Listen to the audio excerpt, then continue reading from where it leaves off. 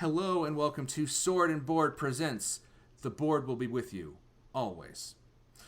I'm Luke, and with me is my very best friend Matt, who I've known since I was 3 years old, and this is our long-form commentary of every Star Wars theatrical release. Matt, how are you doing tonight? Oh, I'm great. I just kind of rolled in here. I was like, you know what I really need in my life right now? I need a bunch of Phantom Menace and just everything else that comes along with it. So I'm Right? I'm jazzed, man. I'm ready. Okay.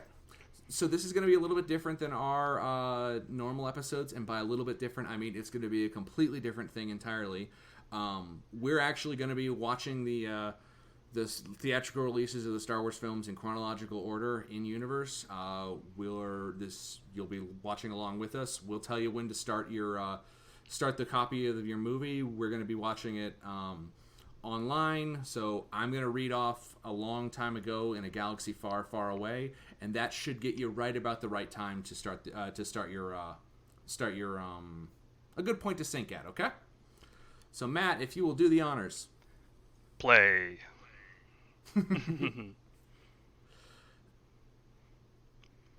So when is the last time you saw this, for reference? Oh, last night. Well, let's be honest. Growing up, we all had the VHSs, so this was one I would regularly put on for sure. Definitely wasn't at the A top. long time ago in a galaxy far, far away. Nailed it. Star Wars. Yeah. Say what you will about this movie and all of them, no theme song will get you as hype as this. Oh no, yeah, you blare that John Williams 24/7, man. So you're saying this was one that you watched a lot as a kid? Yeah, for sure. I was thinking about this, and although definitely watched the older films first, and built my love around Star Wars there. I think these hit us at least for me, it hit me at a very formative time. So I'll be honest, I'm a prequel apologist. I don't care. Uh, I'm right there with you. I yeah, will be. it's going to be a lot of patting on each other's backs here, I think, because although I do have a lot of gripes, of course, with these films, they're very near and dear to my heart, just because of yeah, just you have so many limited movies growing up, and this was definitely one I just played on repeat. Saw in the theaters for sure when it first came out, and Oh yeah, no, yeah, I remember opening day. I was there, and at what was it? Was it the Monarch or the Regal? It probably was the Regal, at least yeah, for me. some theater in New Orleans. It was the first stadium seating theater I'd ever been to. It was crazy. And I had a surge icy the whole time, so I was just wired, a wired 12-year-old boy watching a brand new Star Wars movie. Oh man, that sounds like peak enjoyment right there. Yeah. But I can still remember, and I don't know if this is my rose tinted glasses, but like everyone's like quietly anticipating everything. Uh, it was just nuts how much hype was around this movie. Oh God, right? And I remember the backlash on this was pretty hard. Yeah. And I've always said that the only problems with these, the only problem with this movie is there's a little bit too much Jar Jar. Everything else that's wrong with it can be applied to the other movies in the series. Yes, yes and no. I also think this suffers a little bit from lack of editing in a way, because really what saved the first Star Wars film was just George Lucas's wife just being a master editor and just Yep. having such a perfect eye for like how to flow between everything. This movie, I was looking up, it's like kind of long, and I'll be honest, it's a little bit of a snoozer in parts, but you know what? You're right. I think a lot of that can be applied to some of the films. I just wish it was, I don't know, a better balance like the other films. The other films felt like not only were they part of a series, but they had their own kind of beginning, middle, and end, and it just you Yeah. never kind of had a chance to really, I guess, fall asleep because everything was just kind of always pushing forward. I know this is going to sound weird, but I've never noticed it. The chairs in this scene look like the battle droids. Oh They've yeah, got the same kind of like swoopy lines to them. yeah. Um, That actually leads into something that I absolutely enjoy about this film, because I'll definitely start out with the positives first, because I'm a glass half mm, full guy. Um, is the art design, or just like the design and just the world in general, I think is fantastic. It's a little cleaner than I would have liked for Star Wars, but at the same time, yeah, just everything between the design of the battle droids was awesome. I think they nailed the look of the Jedi, the droids, like just everything. Yeah. I don't know.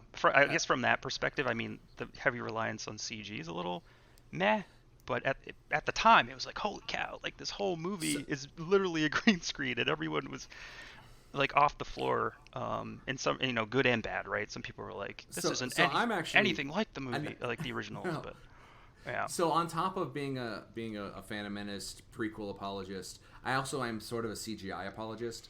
Yeah. And some of the puppets they used in this look awful, like the Yoda puppet. Yeah. I'll always take a Yoda puppet before a CG Yoda, to be honest, even if it's a shit one, I don't know. Yeah. I don't know. It is pretty bad, and I'll be honest. I think this is these versions. I know they went back and classic Luke is. He's like, I'm just gonna take out huge swaths of this movie and replace it with something else. I think this is the Yoda puppet version. Which I'm all for. So we'll have to gauge your reaction when it comes on the screen. Yeah. I know. Well, see, test your love for the films. What I want to know is, I just with the CG thing, with the CG apology, something I've always wondered. I absolutely love this bit where the lightsabers ignite. Oh yeah, and the cool. the droids are fucked. It's fantastic. I know people really get annoyed by the droids' personalities, but I think in a large parts it works very well as a counterbalance to like some of the seriousness and setting up scenes like that. It's pretty cool. Yeah, and it's not like droids haven't had a personality in every film before this. Right. And it was funny too. If you go back to that scene, like everyone's like complains about the CG, but those are all practical droids. I'm pretty sure. So a lot of, or at least a really good, really good render. I don't know. And that's if they can trick me, I mean that's clearly a CG droid. Yeah, I just don't want to be. Practical effects are great. Yeah. Like I will say, I'm not saying that they're not good. However, like this, I'm assuming this is a practical. Not lightsaber, but heat effect somehow, because that looks gorgeous. But what I mean is, I will never want an actor to actively put themselves in harm's way for my enjoyment. Yeah, that's not cool to me. So if we can do it safely and make it look good, but there's a whole argument to be said that the reason why CGI doesn't look good is we're constantly trying to cheapen it because VFX artists, to my knowledge, aren't union. They aren't. I never figured that. Hey, they should definitely get theirs because they do some pretty amazing work. They put a lot of long hours in. Is that the only force speed in the entire yeah, series? And I'll be honest, it doesn't look great. No, it really does not. Because if you don't know what that is, you're just like, why does it look so jank, man? It's like they missed a few frames. I will say like not the worst, but the most disappointing thing about this film is we don't get more Liam Neeson in other movies. Yes. Yeah, we just get kind of the voices and the Force ghosts, and you're just like, come on, dude. He was like the highlight of these films. He's like Jedi incarnate, man. Space hippie all the way. Absolutely. And I love this view screen. It's an attempt to do a view screen that isn't. It's a different kind of technology. It looks different from the holograms that we see all the time. Yeah. But it also it's just alien looking. And yeah. If one thing about Star Wars is that everything looks alien and different, like yeah. I mean, I could definitely go wax poetically about how much I like Star Wars over Star Trek, and I definitely don't want to open those can of worms. But that is definitely one of the things. Is like I like aliens that look like aliens, right? That not just some weird kind of shit on their nose or whatever. And I know it's a completely different universe and discussion, but I mean, I like this just because of the friggin' Nemoidians are just so goofy. And I mean, sure, we'll talk about the blatant potential racism in them and other things in these films, but gorgeous I like them. Shot. The crazy thing about these films, dude, is I'm one of the jerks who read a lot of the books, right? And Hmm. what you'll find very, very quickly when you read these books is like, oh, and the same thing with the toys and all the merchandise. It's like they'll take like a minor thing that was like probably some prop guys like, I don't fucking know. I'll just take a Norelco razor, right, and I'll turn it into a communicator. And then you'll read the book, and there's like this paragraphs of just explaining the back history of all these things. So what that kind of does is you kind of grow to love these kind of stupid, like the Moidians. Like, I know things about these guys, and they have this whole history and things. So it's crazy to look at these films, I guess is my point, and not think about all these other things. And a nerd like me who definitely goes off the deep end sometimes. Um, yeah, it's just No, I it just get that helps build entirely. that love, right? I mean, and you can kind of forgive it for some of its faults, but maybe Right. not the And racism, but no, no, God, no. And I don't understand how people can't see, like, okay, that the lander over the thing doesn't look fantastic, but it still looks really good. yeah. And some of the overhead sweeping shots, say what you will about George Lucas, but he can plan a shot for some magnificent shot work. Oh yeah, and Um, he's been known to really, yeah, definitely choreograph it all out and have like a purpose to things and a movement and flow to things. So, mhm. um, yeah, I think Naboo's great, just an overall great planet because it's like you see a lot of desert planets and jungle planets, and this is just kind of like a beautiful pastoral planet. That's a kind of a counterpoint to this crazy ass invasion. I mean, all Yeah, these crazy creatures too, man. Farting and all over the place. everyone's favorite character in the whole world has just shown up. Yeah, Um, yeah. Talk about and blatant racism potentially, right? blatant racism, and then there's the Or it's overt. overt. Yeah, might be a better way. And it's not even that bad. It's the he I mean, as is a kid, you don't pick up on it, and then later on in life, you're like, ooh, yeah, interesting choice, interesting choice. Rodney Dangerfield. Maybe I'm not the right authority on this to speak to it, but at least from my What, perspective, two white guys talking about yeah, racism? why not? But yeah, absolutely not. I'll just say that over the years he hasn't bothered me as much, but I totally see why he bothers or annoys people, but also might be offensive to other people. So Well, I won't die on here's that beach. yeah, here's the other thing that people seem to forget. Star Wars at its core is ultimately like a fantasy child's thing, Yeah. and he's a kid-friendly character. Yep. And okay, well, you have to accept that Star Wars is it's not just for the men, it's for the women and the children too. It is true. It is absolutely true. And he's very endearing, right? He's stupid and he needs to be saved, right? He's just always getting into trouble. Um, He's a dumber 3PO.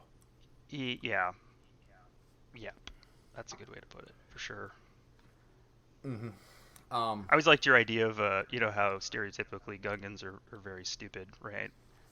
yeah. And I don't think that's fair just because they have broken English. Clearly, they're this magnificent warrior race or what have you. But Right. your idea for like an RPG character would be like a very well-spoken, high-minded Gungan, right? Touring the universe. I kind of like to see that. I wish they would do something like that, like maybe in one of the TV series that Disney just churns out. Hey, I'm all for more Star Wars content. Yeah. And like and there's that and I've been rewatching Clone Wars off and on this whole year, and I got genuinely spoilers if you haven't seen Clone Wars, but you watch General Tarpals die, and it's really freaking heartbreaking. Like, oh great, I just watched a guy that I like, the respectful. Oh yeah. Yeah, that if anything, if I had a choice, I wish they had canned Jar Jar and adopted Captain Tarpals into their fold in these movies. But yeah, Yeah, or it had both, and then you had an interesting counterpoint of you have the kid-friendly character, and you have one who is more than just a one-note joke. right, Um, slapstick incarnate. Yeah, you get a little bit of that, of course, in this movie. mhm. He's like, I'm a capable warrior. What are you? What are you, Jar Jar? Misa General. And it's like, Like, okay. It's got to kind of question those Gungan promotion nepotism, rules. Yeah. Not a meritocracy, clearly. No, not in the slightest.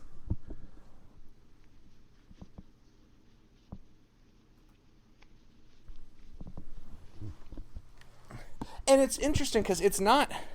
It's like a pigeon English almost. Yeah, it's supposed to be, I think, like a Caribbean patois type of thing. I don't know. But again, I think they're that coupled with the fact that they're portrayed as kind of unintelligent. Well, clearly they're not because they end up winning in the day, right? But at the same time, Right. I don't know. I don't know how to feel Well, about that's it. the whole. I don't know how to feel about it. Well, It's uncomfortable. well, Boston. Well, this is always fascinating to me. Boston Ass is played by frickin' Brian Blessed. Yep, that's one and little he's fact. so. Yep, absolutely. He is so reserved compared to everything else Brian Blessed has ever done. Yeah, it's kind of missed opportunity a little bit, huh? I kind of want him to be like big and more a bigger. Well, basically, he kind of looks like a bullfrog. He should be kind of bullfroggy. Yes. Yep. A little more bombastic, honestly. I want Flash Gordon levels of Blind Blessed if he's gonna be in, if he's gonna be in anything. Well, I mean that would take it around. That would go full circle. Lucas wanted to make Flash Gordon. He couldn't make Flash Gordon, so he said, "Fine, I'll make my own Flash Gordon," and made Star Wars. And he tracked down Brian Blessed and was like, "Here you go, be a frog." And he couldn't get Freddie Mercury, so Yeah. oh God, what would Freddie Mercury in a Star Wars movie look like? You want to know something terrifying? What? This is a little factoid I learned. Apparently, George Lucas was talking to Michael Jackson to potentially play Jar Jar Binks. And Michael Jackson didn't want to do it because it was all going to be CG. And that would have just, I don't know. I don't think I could watch this movie if Michael Jackson was in it. There's so many. I would love to have seen those, like peek at a different timeline and see those movies that you love with it that are slightly different. Yeah. Like, have you ever seen Dragonheart? Yep, long time ago, for sure. Okay, one of my favorite movies. It's kind of terrible. Yeah, talk about bad CGI for sure. Yeah. Yes, there's a timeline where the main human character isn't played by Dennis Quaid. It's played by Robin Williams. Ooh. I think that would have had a little more lasting power in the public hive mind, if you will, if Robin Williams was in it. I mean, nothing against Dennis Quaid, but it definitely would have changed the tone of the whole thing, probably. Mm-hmm. Probably for the better. I don't know. Yeah, because Robin Williams was a much better actor, I think, at least. Yes, a lot more range for sure. Yeah. This is something that's never really sat well with me. / I've never understood. Gungan technology doesn't quite make sense because they're amphibious. They can live on land and on water. Why do they live exclusively underwater? Except for, I mean, maybe they got forced underwater by the Naboo, because that makes perfect sense, based on, well, the history of colonialism in the real world. Absolutely. But he's got a speeder, and I actually just solved my own problem. Was like, why do they need speeders? They can swim. Well, yeah, I can run everywhere, but that doesn't mean I'm going to get there very fast. Yeah, and they also have these big old, apparently gooberfish, nightmare Cthulhu creatures. Actually, that is an OPC killer, if I remember correctly, because I have the toy in a box in my closet right now. Oh, damn. All right. You scolded me there, boy. I just know I'm gooberfishes. Yeah. That's another thing about this planet. It's hollow. Yep. Which is just weird to me. Yeah, it doesn't make any sense. It's not. It's hollow but it is filled with water. Right. Which is an interesting planet, Yeah. I mean, with everything I know about physics, which isn't a lot, especially astrophysics, is that really shouldn't work, but it works plot-wise, I suppose. They can get from one side of the planet to the other. Although, if you have to wonder why he didn't just put, the Gungan city much closer to, Naboo, I don't know. Well, that's that. It's well, the journey, they land. It's just like, and that's what I mean. Is like a lot of these things, I wouldn't want to have them cut, but I can see why it's like, do we really need this right now? because we already Yeah. get a really cool action scene once they get to the city. Um, and I don't know, stuff like that kind of, for me, slows the pace down a little bit, and that's where I think a lot of people just remember, like the Senate debates, and it's like Yeah, it's more than that, it's more than that. Even though I like and that, what but it's like, I love that this movie.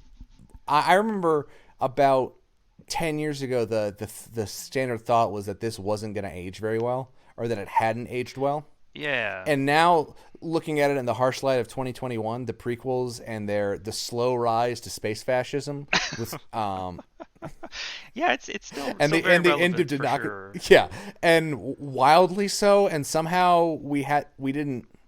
No one saw that. We just saw the Jar Jar Binks, Yeah, and then yeah. I mean, I'll be honest. Like, we grew up in the Bush Junior years, right? So it's like I want mhm, to say we saw, was it Attack of the Clones, right? And the famous, or is not Attack of the Clones, Revenge of the Sith, the famous line, that's how democracy dies with applause or whatever. And I'm like, with yeah, thunderous man, applause. freaking Cheney, man. And it was kind of true. Like, it was certainly Yeah. true in a lot of ways. And yeah, I mean, I don't know. It's on one side you're like, oh yeah, like totally.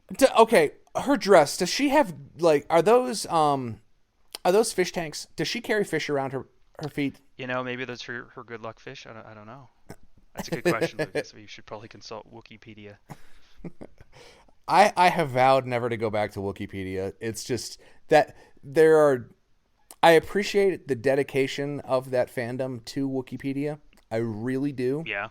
However, there's too much on there, and I can't do it anymore. No, no. I think it shows a lot of dedication. That basically, when Disney bought it, they're like, hey, guess what? Everything you wrote is wrong, and so they kind of just pulled themselves up by their bootstraps over there, and they rewrote the whole thing. They didn't get rid of the old stuff. They kept that because that's Legends now. Under the Yeah, Legends, but yeah. they're like, okay, guess someone's got to do this.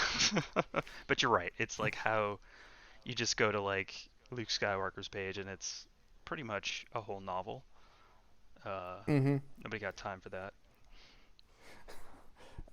And I mean, I've read a few of the books, and they're good, but they're also varying quality. Oh I yeah. never noticed. I What I wanted to know is what I've always wanted to see like on page is the people who make the battle droids. You've got the Geonosians, and you've also got the Trade Federation. They don't look like either one of them. So what's the initial basis for their their bipedal battle droids? You'd think would look more like either the flying Geonosians or the Neimoidians. Oh yeah, man. As I was mentioning earlier, basically, if you wonder it, someone has written about it. I know. I don't know so much about like the standard, was it the B ones, but I know the Droidekas are based off of some Yes. like mythical centipede thing that may or may not be extinct now. So I think probably the same thing with these droids, and I can't for the life of me remember. It's like the Have you tip of ever my seen? tongue of like I'm pretty sure I've read that somewhere. Have you ever read Darths and Droids? I think a long time ago for sure. Yeah, it's one of those things I meant to go back to multiple times, but I never have. I just remember them going nuts over the Chancellor here, partly because he's a Chancellor and he has a goatee. Like he's obviously evil. Um, I mean, I mean, I mean. this is the point in every Assassin's Creed video game and every Metal Gear Solid video game and every Splinter Cell where you are doing your best to stealth your way through, and then it all goes completely off the rails and you have to kill everyone. Not me, man. I'm safe scummer all the way. But no, Jedi are not really known for their stealth. Some of them are, like our good buddy Well, Quinlan Voss. they're trying to, yeah.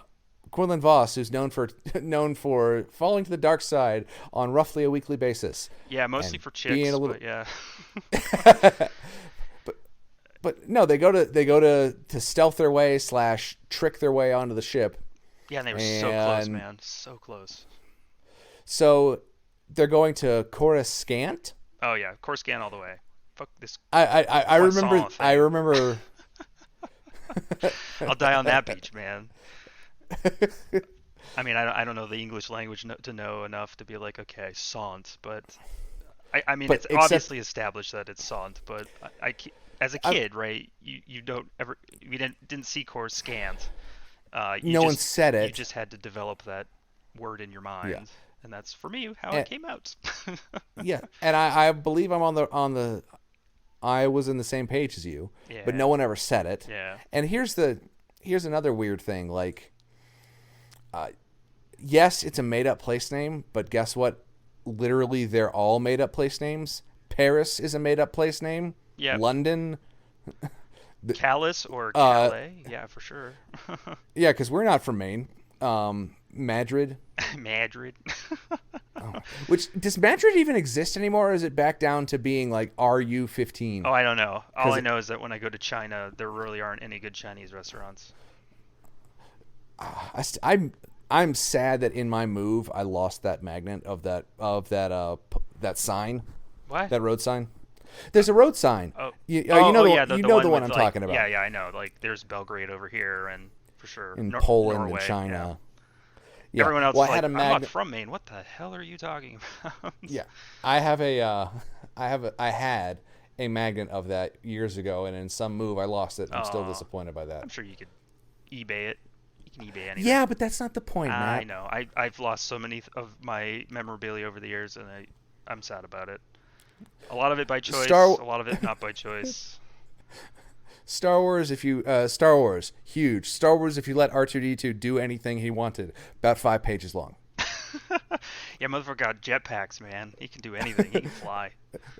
Flamethrower. Hands down the most competent character in the entire series. Yeah, and he's also knows when to not snitch, man. He slips in ships. That is a plot hole, but at the same time, it is. I don't think it's really a plot hole because he knows not to say anything because he's going to get a baby killed. Yeah, and I think it's always been assumed that maybe they were wiped between prequel and regular trilogy potentially, and also that the longer a droid goes without having the memory wiped, the more quirky they get. Yeah, and eccentric. So maybe he just doesn't give a shit. He's like an agent of chaos. And that's maybe why Darth Vader rose to it. Really, everyone likes to blame Darth Jar Jar, right? Yeah, but maybe it was R2-D2, not to shift the narrative here.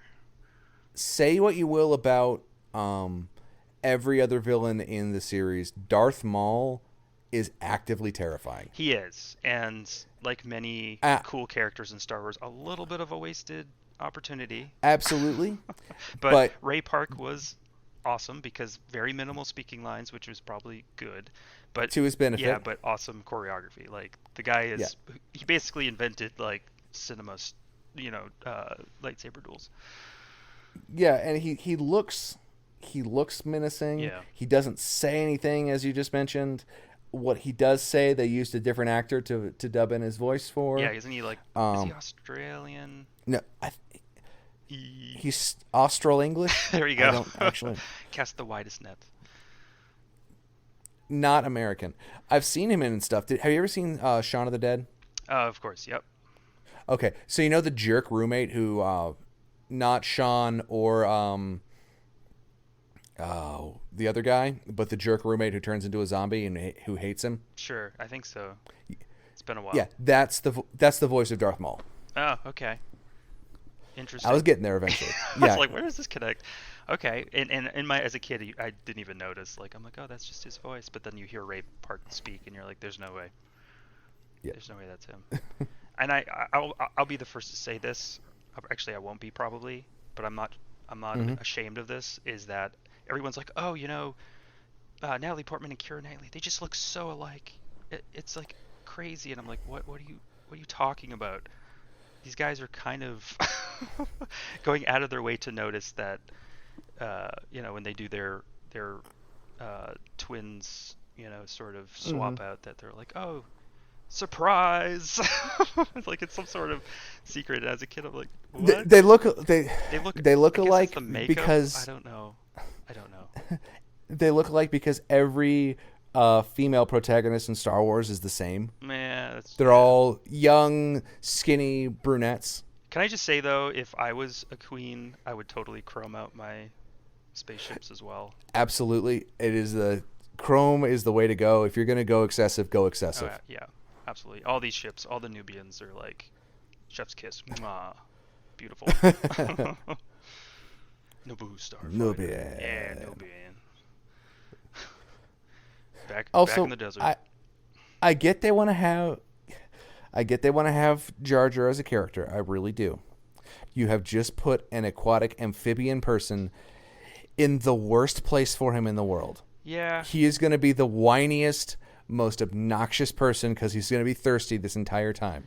Yeah, I'm surprised. Give him some sunscreen. I love how Qui-Gon is literally cannot stand his presence most of the time. He's Yep. like, I'm mostly just, putting up with you because I'm a Jedi and I have to. Because you're a living creature. Otherwise, I would not hesitate to leave you on this dirt ball. Just all the things going on in the background of these movies is so... Oh, yeah. That's what I mean. And that's what I love about Star Wars. It's like the alien planets look alien, and and just weird small details. And my favorite is the stupid ice cream machine guy from Cloud City, Empire Strikes Back. It's like the dude in the background just carrying an ice cream maker. Man. Yeah. Well, that's like in Mando. There was in one scene there was a guy who just accidentally stumbled a little bit too close into frame, and he was just wearing jeans and a t-shirt. I like the next day someone had mocked up like an action figure for him. It was amazing. Well, and what sucks is I'm pretty certain Disney's going to pull him out. Oh, they are. I think they already did. I think I went but back. But they should have left. People loved him. They should have left him in. Yeah, because that's Star Wars is full of little things like this. Yeah. And here's something the nip slip from Return of the Jedi. Yep. Here's something that I've been thinking about for a while. Yeah. Had this movie come out now, we would not have heard a word about this kid being Anakin Skywalker. What do you mean? I mean that there would have just been Jake Lloyd would have all of his credits before the movie started or before anything like that. He would have been Slave Boy, and we would have like, oh, what's your name? And we would have heard his name later. It's like, my name's Anakin. He wouldn't have been in any of the promotional materials. Oh, you mean they would have been a lot more close-lipped about it? Yes. Oh, yeah. And Jake Lloyd acts like a kid. He's fine. Yeah. I mean, he's not. I mean, because this is obviously this movie about space magic and laser swords and funny aliens. This is clearly a serious film for serious adults. We can't have our child actors in it. Yeah, I'm generally against child actors just because I think it's kind of weird. But of course, if you're gonna depict any sort of fiction or even nonfiction, you got to have kids because it'd be kind of a weird world without kids. But yeah, it was a bold choice. I'll just leave it at that. To have one of your main characters kind of a relative. I think this is more or less his first big role. He quit acting after this and another movie. It was so sad what people did and how he was treated, and yeah, I think he ended up having some health problems and things as well that associated with that, which sucks. The only two movies I know him from are this and Jingle All the Way. He was in Jingle All the Way. Yeah, he's the kid in Jingle All the Way. Oh wow! Well, and at least he wasn't a one note actor. He got his second film in there.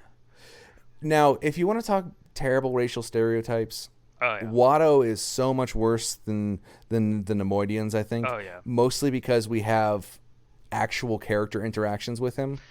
Yeah, and he definitely fits the stereotype, like the Dickensian, Jewish character or whatever it's supposed to be. I don't know. Scruffy beard and a large nose is really unfortunate. Yeah. Yeah, they could have done better. In fact, there are other Toydarian characters in Star Wars that aren't so terrible. Aren't so bad. And I like the king of the Toydarians in the Clone Wars is awesome. He's just like, and he gives Yoda a sword. I think I did see that episode. It was good. Yeah. Yeah, they could have toned it down. They could have toned Jar Jar down being a calamity. Fucking bullshit happening in the background. Okay. Yeah. Gonk droid. Sorry. Yeah, I had to get that one in there. See what I mean? Like, just a few things. You could just just cut it down a little bit.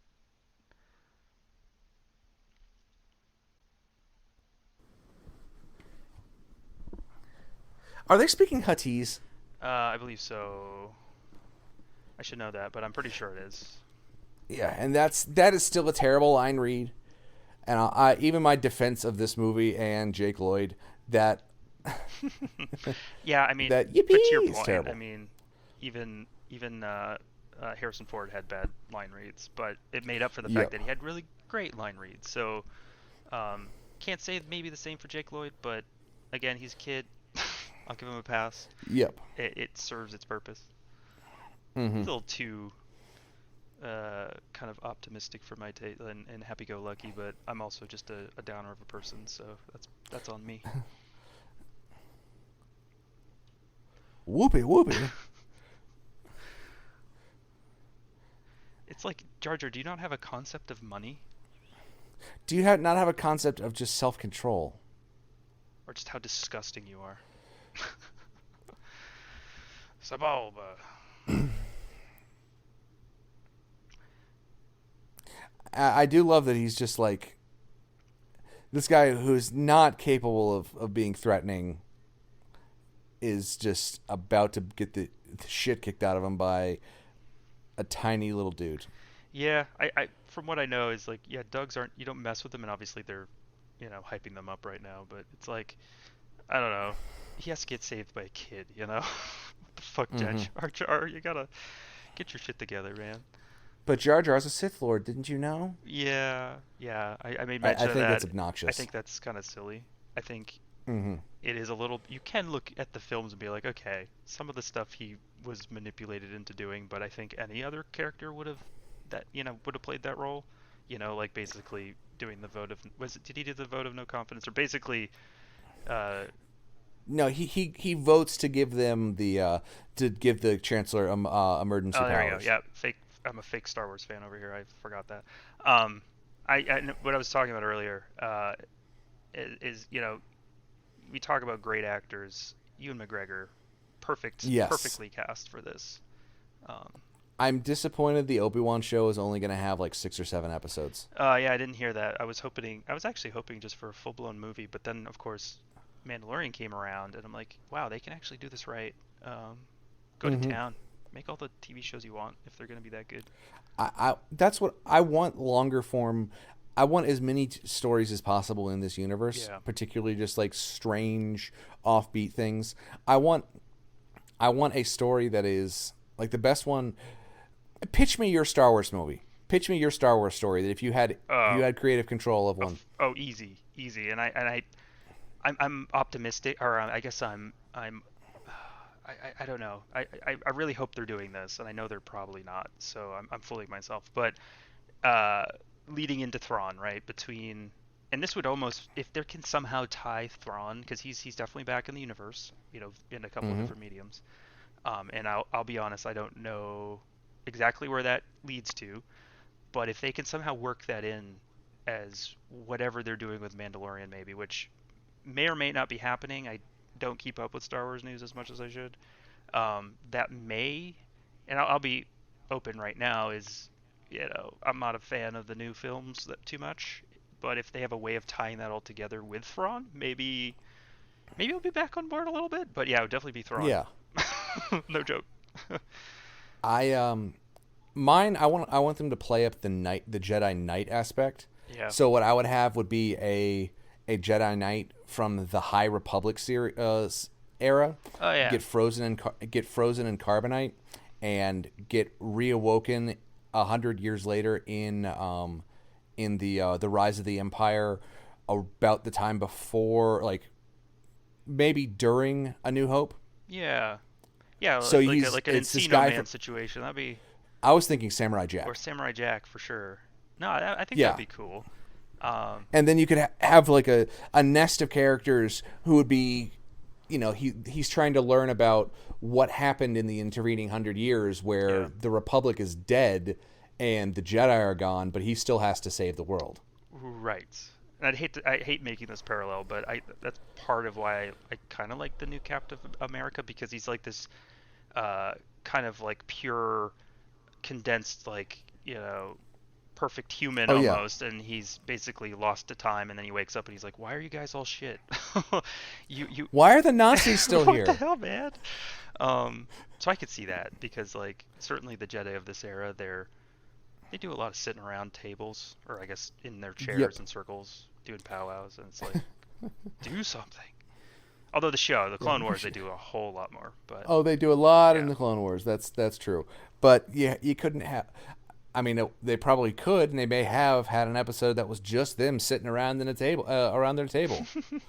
That would have been fascinating to watch. Yeah, Like, yeah, like voting on like boring old ordinances or something, or like protocols. Like, oh, oh, okay, the you day in the didn't want to life talk about of. Yeah, you didn't want to talk about Star Trek earlier, but Star Trek works as a TV show much better than as a film because you have those boring people talking about their problems and working it out. Yes, and I will be honest, I love Star Trek for that reason. But Yes. when I come to space fantasy, I don't want, I guess I don't want any of that, right? I want lightsaber duels and Yeah, I want my laser swords. Damn it. damn it, my quick reflexes. Something that's well, we'll get to it in a little bit because it's not that time yet. So we'll talk about it in a little bit. I do really appreciate the he's just a kid. He may be the greatest threat this galaxy has ever known, but he's still just a kid right now. Right. And he acts like a kid, and he's just a kind little boy. And that's what makes the tragedy of Darth Vader, because the first 6 movies, we're not going to talk about the prequels, the sequels just yet, Sure. but the first 6 movies are just about Anakin Skywalker. It just so happens that he changes who he is midway through, and our point of view protagonist changes, but the actual protagonist of the first 6 movies is Darth Vader. Yes, yeah, they set it up right where yeah, he's this innocent little kid, naive and hopeful, and he's basically at the bottom of the barrel, right? He's a slave. Mm-hmm. And then he's basically told like, "Oh, you have the potential to be great." And he's like, "Wow. All right, I'll do that." But just throughout his whole life, he just gets handed like, you know, tragedy Bad after hands. tragedy, and Yeah. and he's just like, eventually he gets to the point, right, where he just breaks and he's like, "I'm done. I'm done, man. Mhm.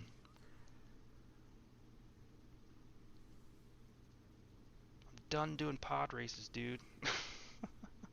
Dude, pod races. You got to come back. And It's got to come back. God, pod racing was rad as shit. Yeah, it was. So were all the video games, And of course. I don't care about actual racing. No. I do not care.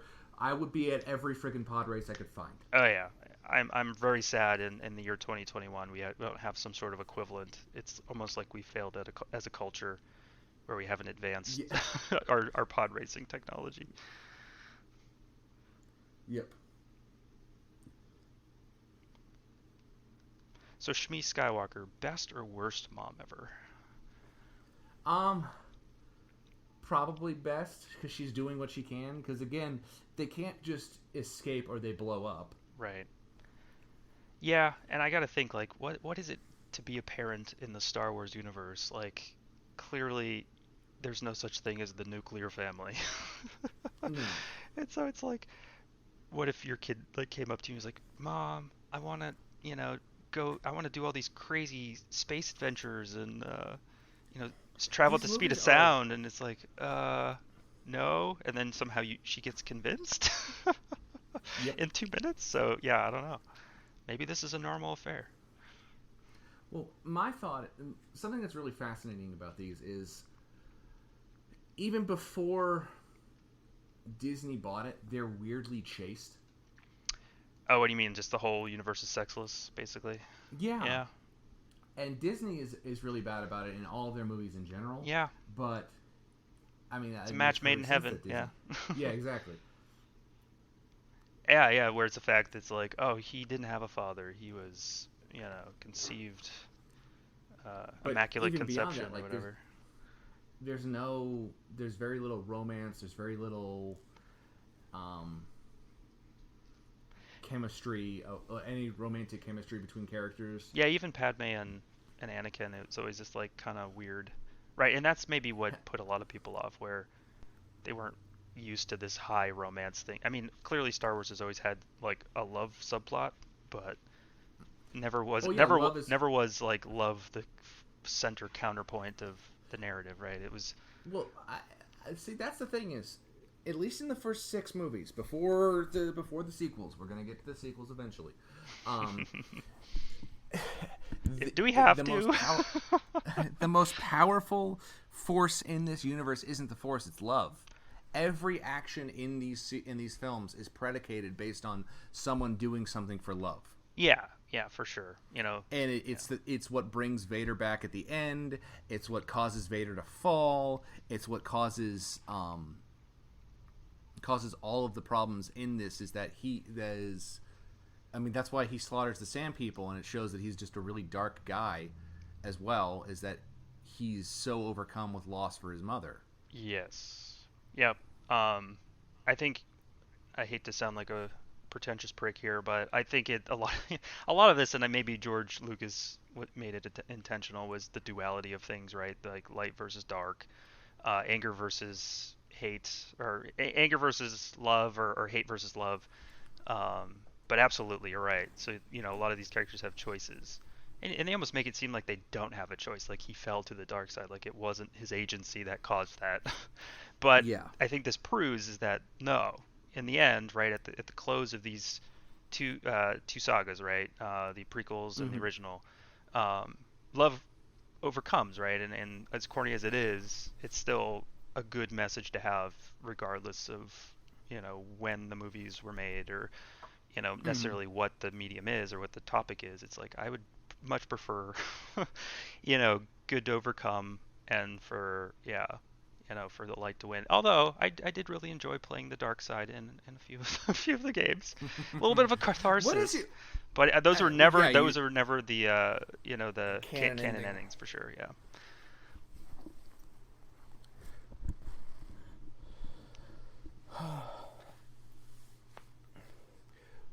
I think one of those is Warwick Davis, right? The Rodian, maybe.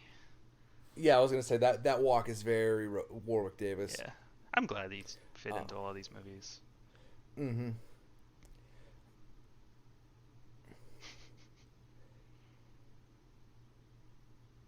Kids are jerks, man. Oh yeah, they really are. Doesn't matter what universe or what time it is. These kids are just jerks.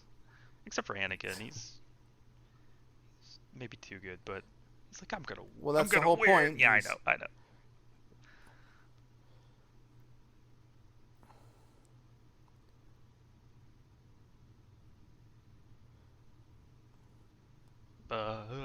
always thought that practical hand picking up the lightsaber was always very jarring. Yeah, very jarring. I appreciate that Ahmed Best has become a like he's leaned into it, and Yeah. he is now again. It's another thing of the prequels aging.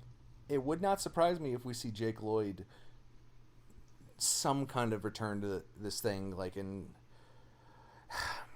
It's like in. Well, I mean, it's testament, right, that Obi-Wan's getting its own, because I think a lot of it is the time has passed, right, and people who have grown up with it like us, who are like, really, it's not that bad. Like, I'll be honest, when I first saw it, I was like, what? And then I kind of liked it, and then I was one of the cool edgy kids who hated it. I hated everything. But then as I grew up, I got older and older. I'm like, wait a minute, this is I actually enjoyed my time with this as a kid. A lot of good memories, and so I think that's that. And then of course things like like the Clone Wars stuff, and just everything from that era kind of melding together to kind of be this not it's a pretty good thing. I mean, Dave Filoni, Yeah. he did wonders for this this time frame. So Series, yeah. yeah. Something I just like noticed again, and by noticed again I mean it's constantly in the background. I don't think anyone uses music and sound the way George Lucas does in his films. Yes. Yep. It is a masterpiece. And there's bits in later movies where that would not work if he didn't have the music there to help you. Oh yeah. To set the tone. It's honestly, I think it's Takeshi Miike. He's a Japanese director who has said that American films are inherently fascist because they tell you how to feel. And Okay, I mean, George, maybe. yeah, maybe, yeah, I know. George Lucas uses music to set the mood. Like there's that scene in Empire where they're fixing the Falcon and they're fixing the Falcon and Leo's standing there and she's like kind of apprehensive, but it seems super romantic as the music swells and all that. If you take the music out of it, and I've seen a cut of it without the music, it's super creepy. Yeah, I mean, talking about Empire, and maybe, yeah, this is where you're leaning to too, is just the carbonite scene. Yeah, the swelling. I think it's across the stars, right? Yeah. If you were to just take that out of it, it would still be decent, like, but I don't know, it just wouldn't have the same impact for me. Like, And I th- love this you, this I know, landing and then, sequence. wow, and that whole ending, right? And just the music and the scenery and everything, and just you're just like, wow, yeah, this is dark. There's a This reason why it's landing like, sequence right here yeah, is the same kind of thing. yeah, plotting, scheming. Another reason that he is the most menacing thing since Darth Vader doesn't say a goddamn word. No, just like R2, man. Best characters keep their mouths shut. No, he yeah, I mean, he just exudes evil, right? And you're like, wow, okay.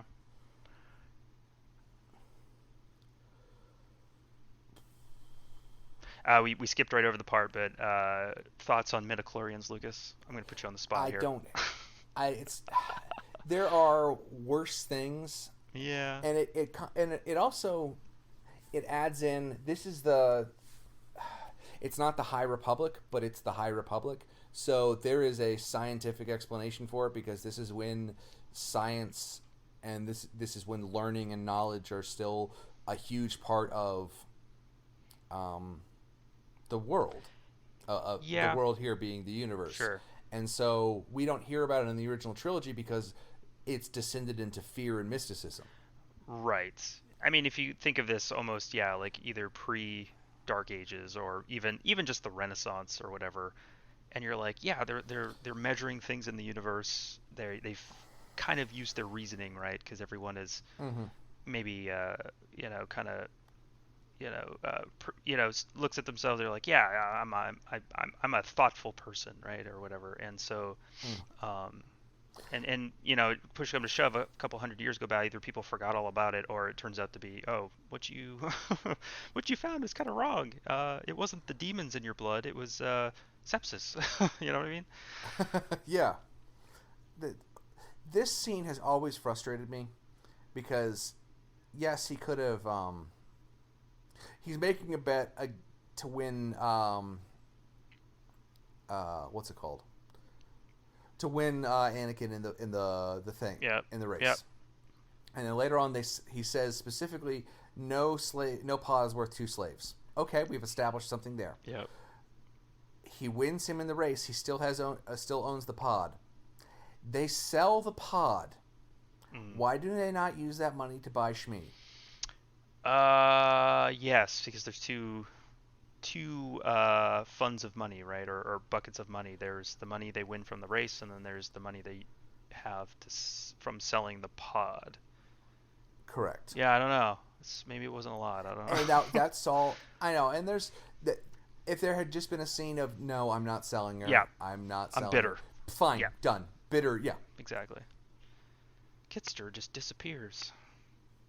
Yes. I hope he's okay out there. He probably got murdered with the rest of the women and the children. Yes, potentially. Collateral from something. And like that spaceman right there. That spaceman right there did not need to be there, but he's just such a weird little thing. Yep. And now he has a name and a backstory, and I couldn't for the life of me tell you what it is. But that's okay. You get what you want from Star Wars. That's for sure. Greg Proops. Oh yeah, that's right. I always forget.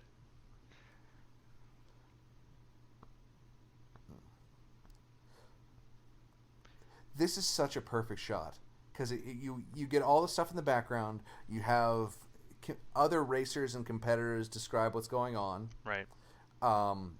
but you also see everyone lining up to get to their spots. Yes. It's just a Yep. great little.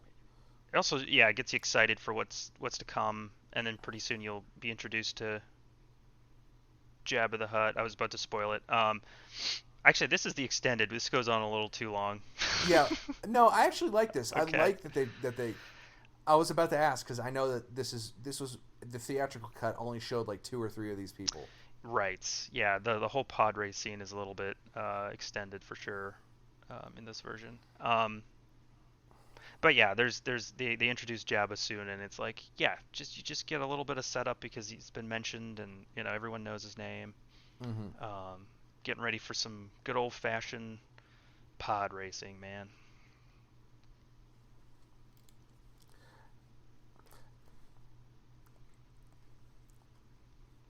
Who's the Easter egg in the stands? I forget who it is. Is it like Weird Al or something? I would love that flag. Oh, I've thought just this the for Anakin years. flag, yeah. Yeah. It's very iconic in a way. Mm-hmm. And we're about to come on my least favorite line in the entire series. Hold on, I want to be surprised. Well, it's a little bit. Maybe it's a little bit later. But oh no, treachery! I want to murder a child. Ugh. Nose flaps. Heh, you're Bantha Poodoo, man. Gotcha. Right. Okay. Right here. Not that. Okay. Did you have that helmet? I did. Here. Okay, Qui-Gon? He is literally the only human who has ever pod raced ever. He knows more about this than you do. Do not give him advice. Well, yes, and I think this is supposed to be their like Luke in a trench run sort of moment, right? Where it's like, don't rely on technology. There was a very interesting video that explained maybe why he chose not to do it, right? Is used his instinct is because he realized that the technology was busted. Yeah. But I don't really get the sense that here. But you're right. I think in the end he relies on his know-how of how to fix things, how to pilot. Mm-hmm. His knowledge of the landscape. He doesn't just like shut off his brain and use his gut. No. It drives me nuts because again, he's It's like, bitch, please. It's funny because because we're gonna find out something later. Lock foils in exposition. Man, Pod Racer was such a good video game. Yeah, it was. Did you ever play the arcade version? Maybe it was at the movie theater or the bowling alley. I forget which one. Yeah. But yeah, where that was rad. with the actual cockpit and you had both. Yeah, that was so cool. Yeah, man. But just on like N64, I try to go back and play it, and I'm like, this doesn't have the same feel to it. And I want to say they may be remastering it or something, which I might be okay with. They did. They did? Well, there's at least a port for like next gen stuff. Okay. I don't know if there's a full remaster yet. There should be. But yeah, I mean, like GoldenEye, right? I mean, you go back and you're like, yeah, I can see why this was fun. I mean, you got to put yourself back in that time a bit. But it might still hold up today. Like I said, I didn't really jump into it too much.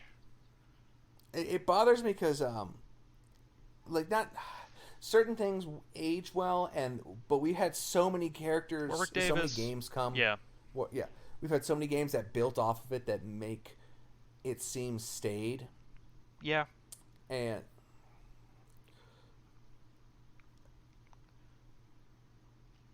getting off to a bad start, man.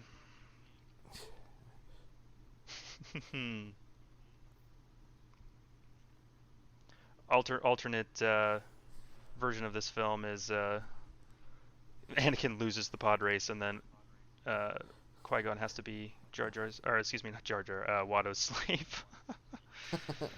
Roll version credits. of this film. Alternate version, they have to steal him now. Or just Anakin runs smack dab into a butte or whatever. Well, but hey, the rest of the series would have gone differently. It's true. Ara Singh. That was did you read Infinities? They didn't make any for this era, but they made them for the first the original series. I read a few of them. Yeah, those were kind of cool. I wish they'd bring those back. I mean, that would be at the end of the day, it's like this doesn't really matter. But then again, what does, right? Because Disney, right? But it was just cool. It's like, what happens if Luke dies, or what happens if Han learns to use the Force or something wacky, or Leia or whatever. Mm-hmm. I forget exactly all of them. What if Darth Vader's all in white? Yep. Well, they've already set up on with D Plus. What if Marvel's Sure. What If? Yeah, that's true. So why not do Disney Infinity? Why not do Star Wars Infinities? Yeah. You could have a wildly. Yeah. Yeah, they don't really have the multiverse stuff set up, which is fine. But I still think, yeah, you're right. Why not just go to town, go crazy? You can even just do the similar animation style. That's my that's probably the most infuriating thing I have with Disney owning Star Wars right now is they have the single greatest pop cultural phenomenon ever. Yep.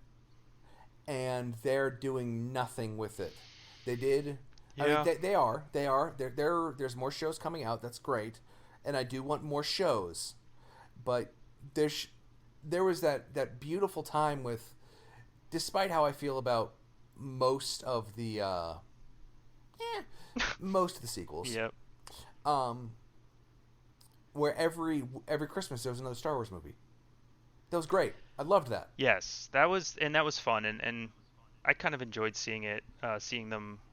I mean, you go see a Star Wars movie, it may be terrible, but it's still an experience. And I mean, that's not enough for me to like them necessarily, but I got to see one of the newer ones with my brother-in-law, who I don't see very often, and it was like, he had a good time, so I kind of had a good time. So you're right. I think the more they do something with this property, I mean, I'm not for them making more money for sure. Like that's not why I would want them to do that. But to say obviously, but yeah, I mean, I don't see any downside for them, because even if they completely bomb or just completely, drop the ball, it still turns out okay for them, right? So there's really no downside. I would prefer them doing quality things.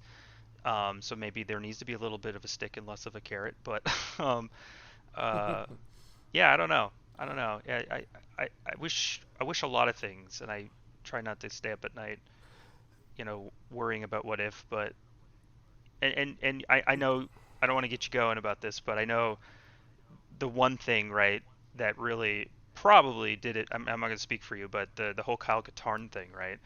I mean, imagine like if that had been again, I'm sorry for bringing it out, but it's like I really wish that was still around, because instead we got like Rogue One, right? And it's like not.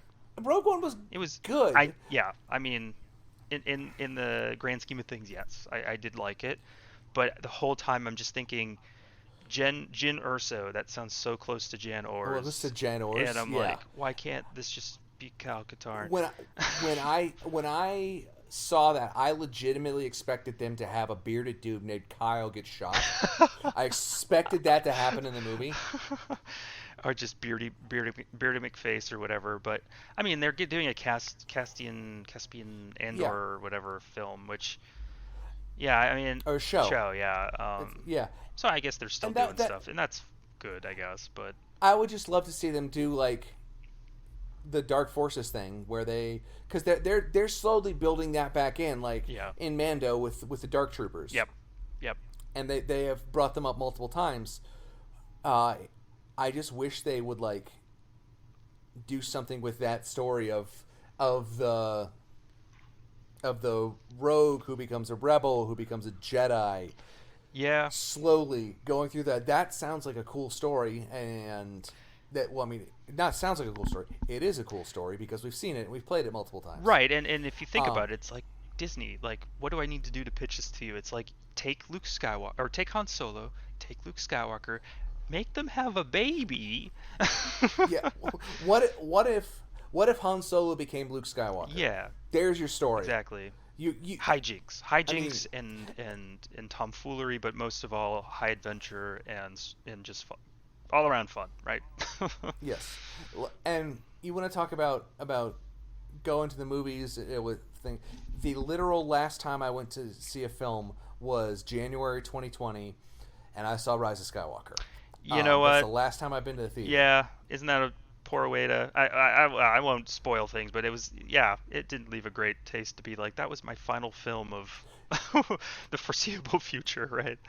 Yeah, and I will say, the best part of that entire thing is that there was some kid's birthday party right in front of me, Right. and there were like 6 or 7 kids having the time of their life, Yes. and that was absolutely the best part of that movie for me. Yep. And despite how I may not have liked it, I was not going to take that from them. No, no, and Star Wars is for the kids first and foremost. So I'm still happy, just like other properties like Pokemon and other stuff. Like I'm so happy, in some way, right, that it's still a popular thing, and it's still something. I mean, nothing ever goes away, so it's not like if they weren't still making Star Wars, I couldn't share that with my own child. But it's like it's good that they're making new things because be it from kids, right? They don't want to see old things. They usually want to see new things. But all I know in this household, Lucas, we're gonna do things the right way.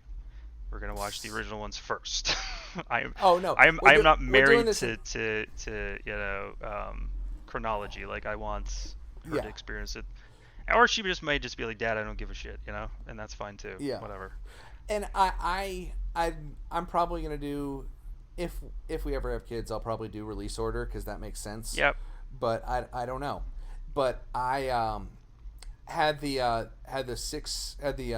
sequel movies not come out, I probably would have stuck with the machete cut. That's a really fascinating way to watch them.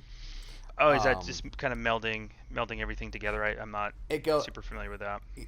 Oh well, so it's no, it's not melding them all together. It's just you change the order of them. It's yeah. A New Hope, a New Hope, Empire, Phantom Menace, Attack of the Clones, Revenge of the Sith, then Return of the Jedi. Oh, like Phantom Menace is kind of like a flashback or watch something. That one third. Okay. Yeah, the prequels are all a flashback, and it preserves the 3 big twists. Mm-hmm. That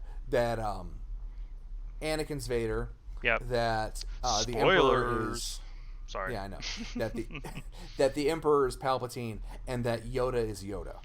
Right. Yeah, those are very integral to the original films, and because otherwise it's like, dude, we know you're Yoda, right? If you watch them chronologically, you're just like, why is Yoda being so coy with Luke, like, or with us for that matter? It's just like, let's get going. I can see how that could work. It makes it, and it also emphasizes that the actual main character is Darth Vader. Right. Because of course, the original series, you only kind of hear a Darth Vader right at first, and then you get introduced to him. But as much as I love Luke, and Mark Hamill does a great job, I've always found Luke to be a little bit of a forgettable character. And I know that's very blasphemy to say, but it's definitely an ensemble cast, obviously, throughout. So obviously, if you have your good guys and you have your bad guys, and certainly the whole arc of those movies is definitely Anakin, Darth Vader. There he is. There's Jabba. There's Bib Fortuna. Oh God, don't touch me. You're all sticky. Hey, guys. At least 2 Jesuses between you. Well, they don't need to have at least 2 because this is Space Jesus. Oh, that's true. You get a couple Qui-Gons between us. I'll be honest, I had a bowl cut like him. Yo, me the 90s too. were not kind to many of us. 'Twas the style at the time. Right here, all they needed to do was, he says, I want the boy, I want that, and I'll sell you the pod for the mother. No. Yeah, what the hell? That's all. What the hell, Qui-Gon? Yeah, that's all they need to say right there, and then it's done. True. Maybe it's I could only negotiate so much, and maybe he was pushing his luck that with this threat here, right? Yeah. I don't know. I'm not making excuses for Qui-Gon. He could have done better. Yep. obviously. But He could have not that's the died. whole point, is that everyone in the series, they try as hard as they can, and they can't always. There's only one movie that focuses on how everyone's acceptance of failure, but we'll get to that one eventually. Yeah. But that's the whole point, is that everyone in these every character in Star Wars fails, and they don't react well to it.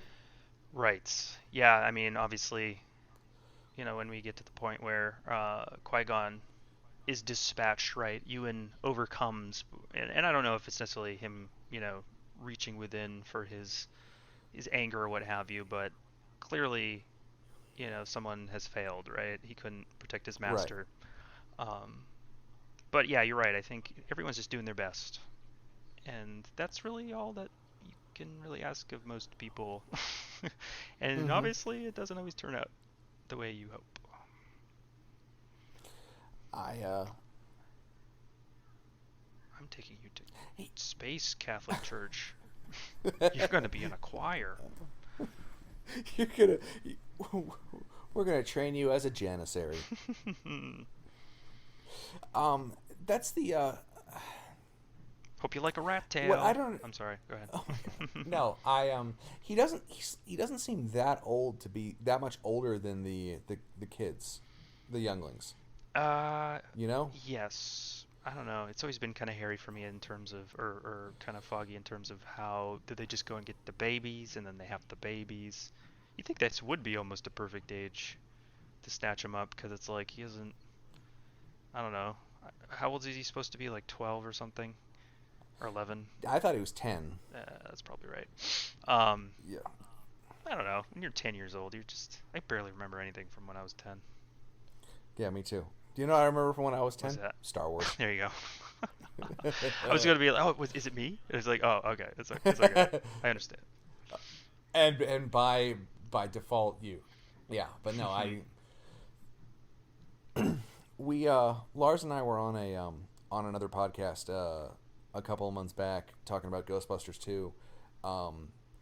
And we both brought up that the host of the other podcast, Rank and Vile, asked us, well, what's our familiarity with Ghostbusters, and it's like Star Wars and Star Trek. I don't remember it ever not being there. Right. I think that's true. It's a weird thing, because I don't know if you had many of these growing up, but like the movie books, right, where you have like a book and it like kind of page by page summarizes the movie. Novelizations? No, it was like a picture book, right? And it had like, Oh yeah. yes, yeah. So I had like all, but I think I might have had all of the original series just in these like picture books. And I almost want to say I remember those more than watching them as a kid, which is weird. And so I Mm-hmm. kind of developed my own kind of narrative in a way, or of how things went. And of course, in these books, they also had scenes that weren't in the final, or at least in the cut I had, right? Because there's millions of Yeah. cuts, and I'm like, wait a minute, like did that happen, or am I going crazy? Because I was just like, I watched the film, I'm like, what? That's not there. Like the Wampa scene isn't there.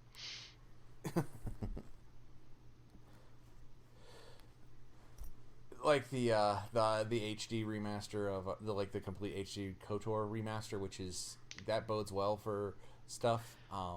Right. And we're now going to be killing crate dragons in HD, Hell yeah. No. forcing the Wookiee to kill the Twi'lek. Seduce Karth, right? That's goal Yeah. number one. No, yeah, I actually installed KOTOR the other day, and I was like, I'm gonna play. I mean, I play them a lot, right? And I had a really great time. It's been a while. Spoilers. Never played it. Never played. Yeah, well, I can see that. I mean, it was Xbox exclusive, right? So Yeah, and I was a GameCube person. I have it. I have it. I have it on my computer now, and I have like an actual working computer. right. So I might be able to, not might be able to, I would be able to play it, but I've got so much other stuff to do that it kind of falls by the wayside. Yeah, yeah. I definitely recommend it for sure. I'm sure there isn't a person Mm-hmm. on the planet who's played it who wouldn't. But yeah, it is a very slow, burny game. I want to say the first kind of I prologue always loved his bike. prologue piece, it's like kind of goes on for a while, and you're like, holy shit, when is Hmm. this? But it's good. Like I would never, excuse me, I would never hold that against it really. The second one is a little meh. Like it's still good, but it's not as good. Oh shit. What I want to know is why they're running. Maybe he had a premonition in the force. I don't know. Yes. I also thought that Darth Maul's lightsaber is super sick. Not double bladed, but if with like the super long handle.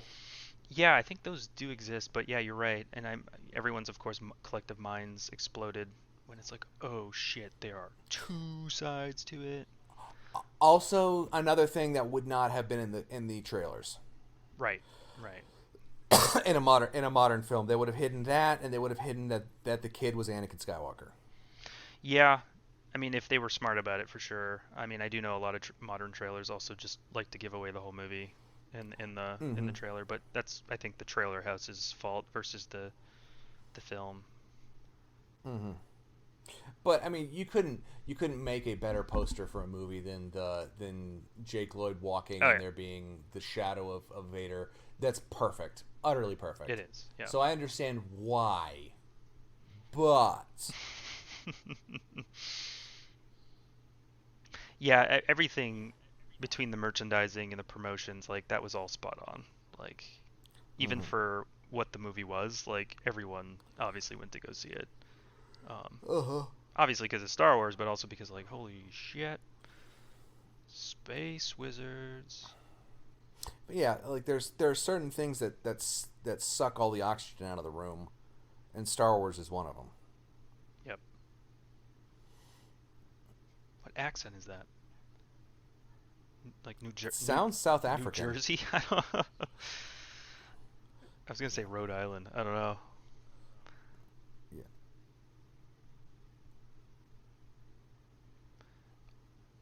I've been like struggling to remember this dude's name. I think it's like something Bibble.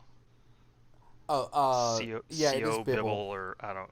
Yeah, such a I loser. kept wa- I keep wanting to call him Sypha Diaz, but No, that's not him. no. Oh, I hope not. I think he would have better things to do. Y'all snatched me from my planet and forgot about me. Forgot that I came from a desert planet, so anything below below 80 is going to be freezing to me. Right.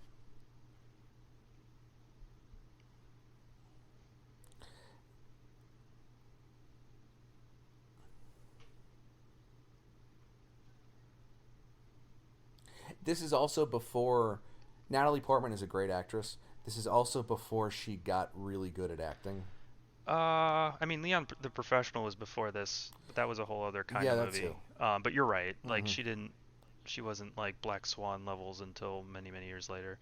Um, Mhm. I also think you have to have the right actor for a Star Wars movie, because Mhm. you got to be like this. This is really what you want me to say. And I think a lot of it too was like I wouldn't say it was necessarily ad libbed, but it was definitely massaged to be a little less There's edgy, right? Or not edgy or have yeah. edges, right? Got to bevel that shit out. There's an incredible line in National Treasure of all things where he talks about no I know this is gonna sound dumb. I got a point. He's Nicolas Cage is talking about America and the Declaration and the quest his family's been on and yada yada yada, and the love interest says something like, people just don't talk like that anymore. He says no, but they feel it. Yep. Yeah. And that's what this the dialogue in this is stilted and wooden, but it's the same, but it's also perfectly clear Right. and it's perfectly understood. So you don't necessarily need to hear the dialogue, you kind of feel it. Yeah. Yeah, that's also from the physical acting that they do. But yeah, for sure like Mm-hmm. it's like any hero's journey, right? It's just like you Mm-hmm. know what the Yeah. hero's got to do. You know what and maybe this is the fascism, right? You know what you should be feeling. Yeah. um Obviously some things aren't perfect, but And these aren't Roman guards, they've got two plumes on their hats. yeah, it's different, man.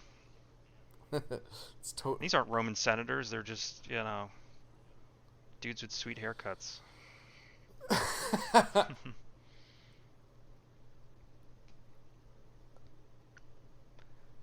as kind of forced as it is sometimes, I do kind of like how they incorporate some of the original designs into these designs, right? Like those are of course the Imperial Guard influence or whatever. Mm-hmm. And then you also have like the Rebel Trooper dudes, that you kind of just saw from Naboo.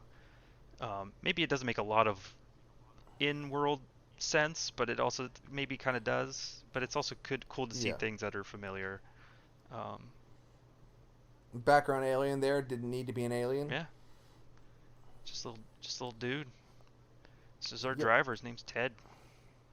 He's got 2 kids in college. He's gotta make some money. What's his action figure accessory? What's his? Oh, it's probably the tip jar. And Or a meter. A meter and the Han Solo blaster, because whenever they couldn't come up with something else, they gave him a Han Solo blaster. Yes. Or was it DL11 or DL11 or whatever? Yeah, the DL 44. 44, yeah.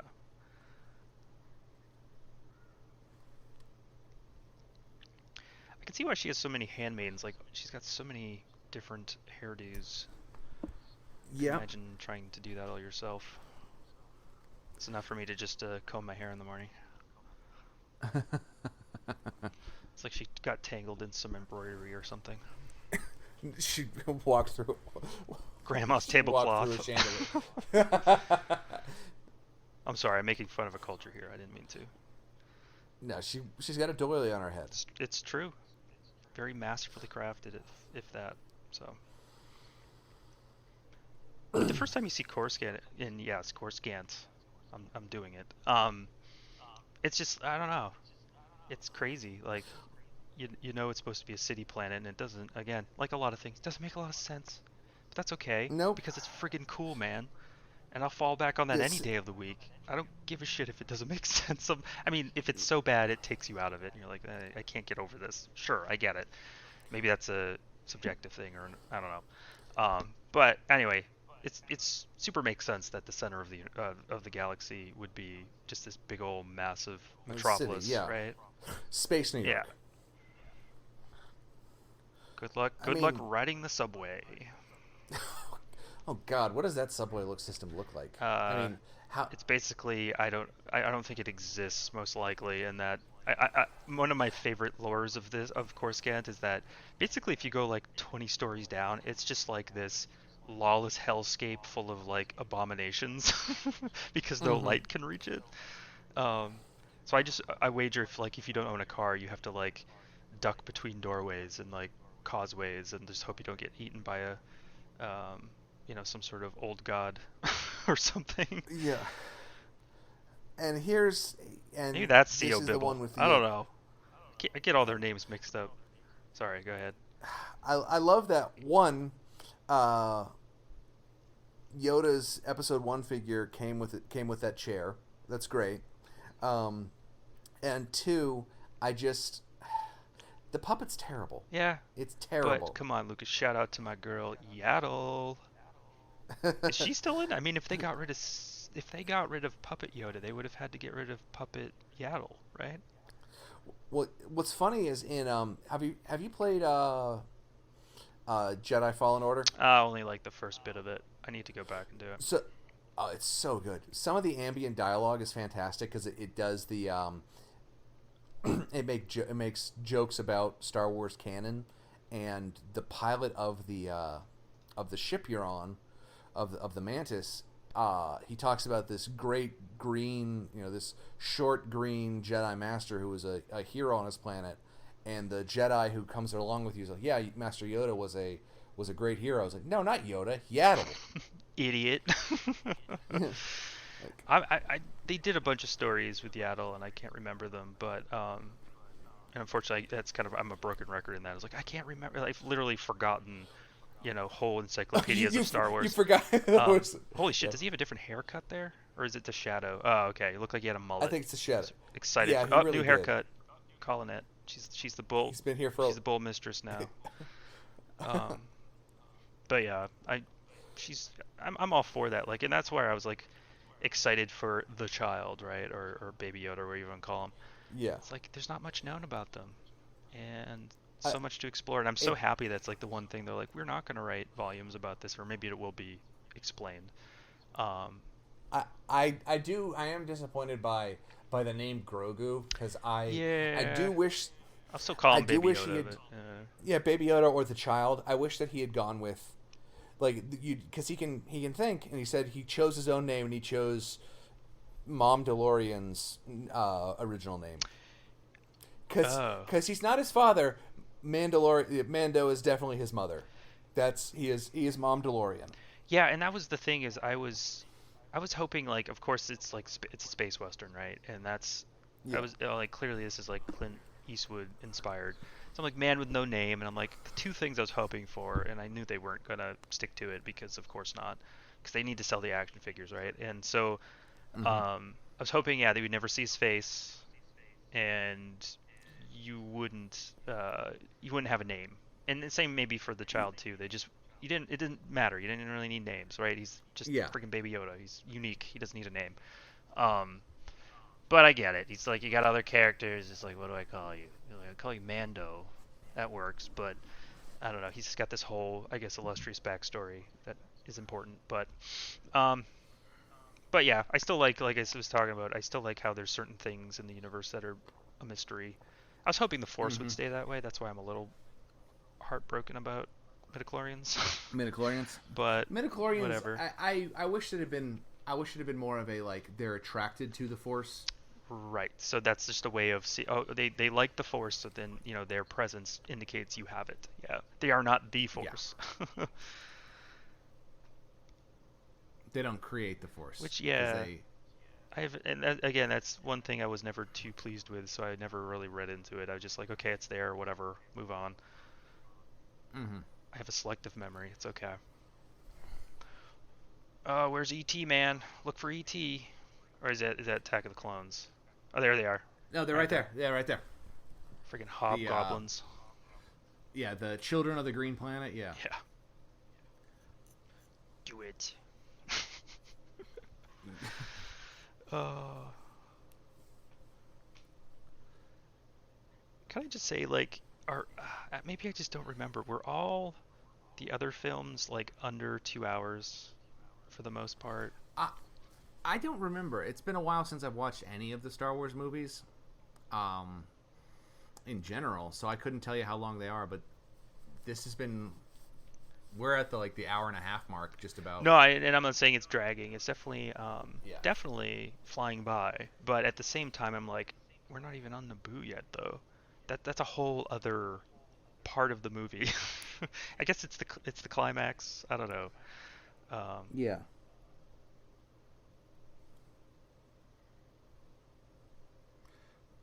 His ears don't jiggle. it was Frank Oz though, wasn't it? It had to be. It it's Frank Oz, but his ears don't jiggle right. And I Uh, know that sounds weird. That sounds weird, but the Yoda puppet, because it was such an old Yoda such it was a cheap puppet, his ears jiggled in a particular way, yeah. and they don't here, and it doesn't look right. Yeah, they were almost like falling off in the original movie, you know. Hmm. Yeah, that's definitely certain things like that. It's a very stiff Hmm. puppet.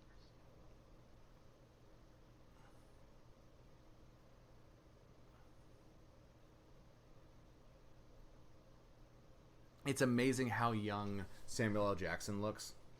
Yeah, in my mind, he's just had the same, look. He's bald and timeless, you know.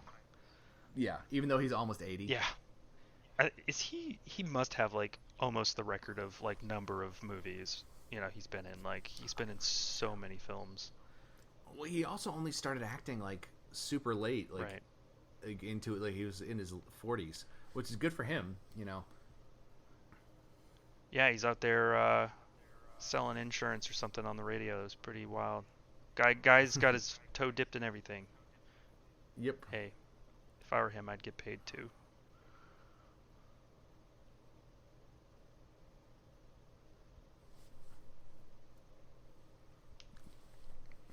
Was it a surprise?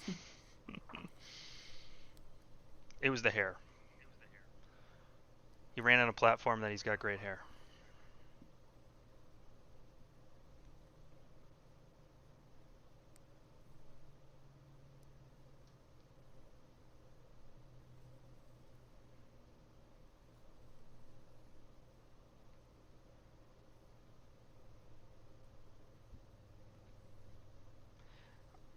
so the whole, him being chancellor and the vote of no whatever, um, he was gonna send an independent, investigation or whatever to the planet to like assess, and she's like, no, I want you to send troops or something, and it's like, what?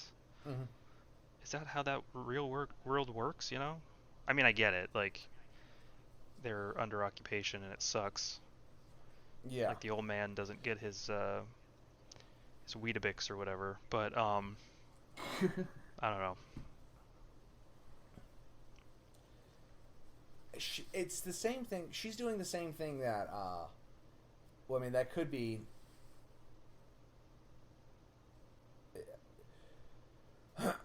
She's doing the same thing that Marina Sirtis did in the first couple seasons of Next Generation, where she puts on a weird accent that slowly goes away. Yeah, yeah. It's not. I mean, say what you will about Ewan McGregor here, right? But at least he's mostly consistent with it. I mean, sometimes he's a little too Alec Guinness, right? But at the same time, he's still Yeah. his own thing, but he's more or less consistent, right? But you're right, like, and maybe it's because sometimes she's the queen and sometimes she's not. But I don't know. Even when she is the queen, Mm-hmm. it's like, what are you doing? Speak normal, or just pick one and stick with it.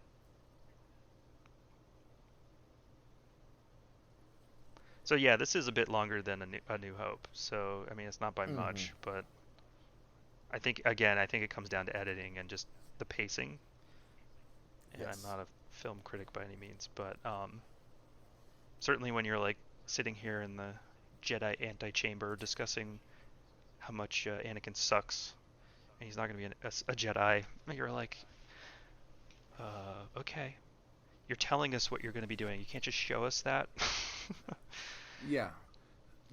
And well, I don't subscribe to the show don't tell thing because there's a lot of times where you have to tell. Oh yeah, no, I mean, what I mean is balance it, right, and not always Yeah. tell. Uh, but at the same time, right? I mean, there is a lot of it's a weird thing, right? People talk about how annoyingly boring this movie is, but at the same coin, they talk about how it's just schlocky action, and it's like, okay, pick one, pick your poison. Yes.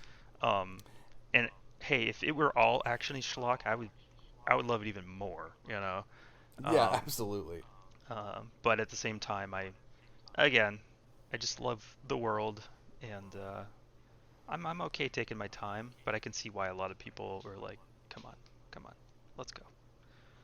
See Are you really? Are you really gonna do this? Yeah. see some Gungans get blown up And here. oh my God.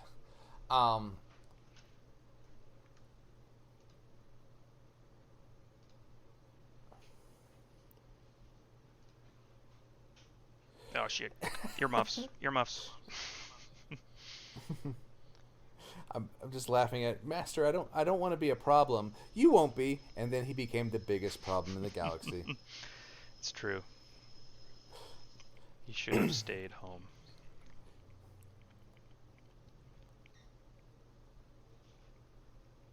And see, and it could be he's just talking about. I mean, there's a theory that says that organelles inside cells only exist because bacteria started hanging out with cells.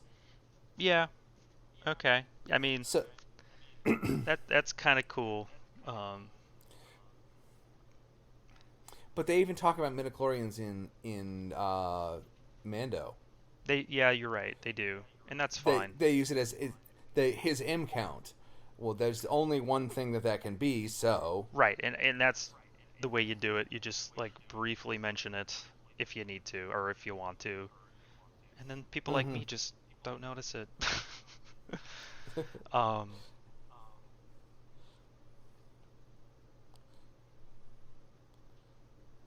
a Torah.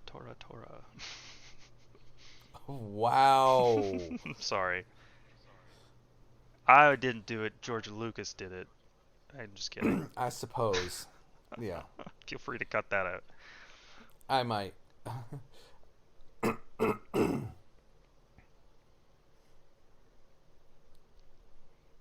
You ever hear what people call Rick Ollie here? What? Captain Obvious. Because throughout the entire movie, he's just calling out every single thing that he sees Yep. that we already kind of know.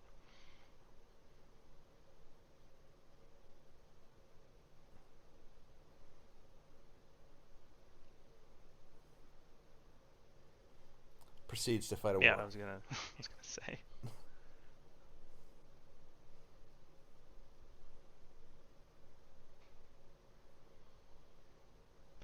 The one thing I do like about this movie is that every time they go to a planet, it's not like, title card, planet, and this is like, okay. That's what I didn't like about Rogue One so much, is like, okay, here's a planet, there's a planet. I'm like, I don't care. Well, see, I didn't mind it because it wasn't a mainline film in the franchise. Right. If they want to do different things in the like with them, as long as they keep the episode titles something different and something more consistent, yeah, that's fine. Right. Yeah, that was like one of the. There was a flashback in one of the sequel movies, and that felt super alien and weird because there'd never been one. Well, there wasn't there where he's having a dream? Yeah, but it's set up in such a way as to. I mean, you don't see it; you just hear the voices in his head or whatever, and then he wakes up. Yeah. Revenge of the Sith, I want to say. And it's also technically a flash forward. Oh yeah, that's true. You got me there. Yes, I did. That's obviously Keira Knightley, everybody. I mean, Qui-Gon has known since day one. I mean, let's face it. Yes. When there's trouble, don't make it double. Don't worry, be happy. To protect, they are trying to protect their world from devastation. To unite all peoples within their nation.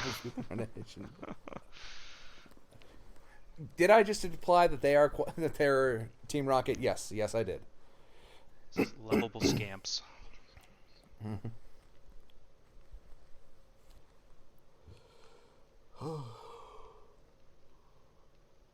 Again, that is clearly Keira Knightley. Well, yeah, but we also haven't known it's clearly Keira Knightley, but we haven't dealt with Queen Amidala. Right. We haven't dealt with it until this right here. Yeah, I guess yeah. I mean, you've seen them side by side here and there, but we've assumed that the two are actually.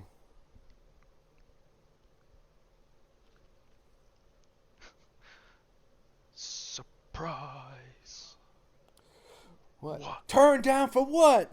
What? I gave her a hug. A platonic hug, and now she turned this shit on me.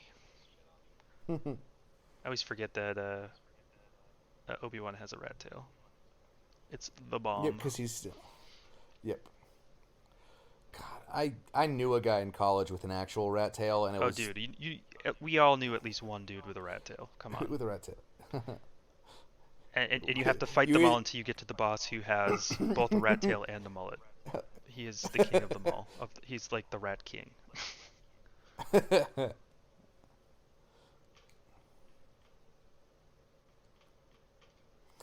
I was wondering how that robot over there was kneeling, but then I realized it was R2, and he was just being R2. He's just like dipping a little bit, just dabbing.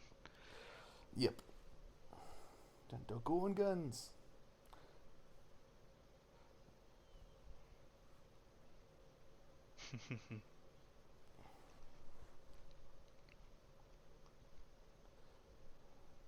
So is he a different kind of Gungan or just a fat Gungan? Great questions. I missed the Gungan anatomy class that they held the other day. Do you want to look on Wikipedia? Because I think Wikipedia said something about this. I don't. But yeah. It's. I'm not diving in there. It's the real estate. I don't know if it's there, Lucas. Boss Nass. And actually, you don't see a Gungan female. Did you notice that? That's Not true. that I want to think about that, but yeah. There's a few of them in the what's it called? in Clone Wars, Uh, and they look very similar. They're just a lot more wispy. okay.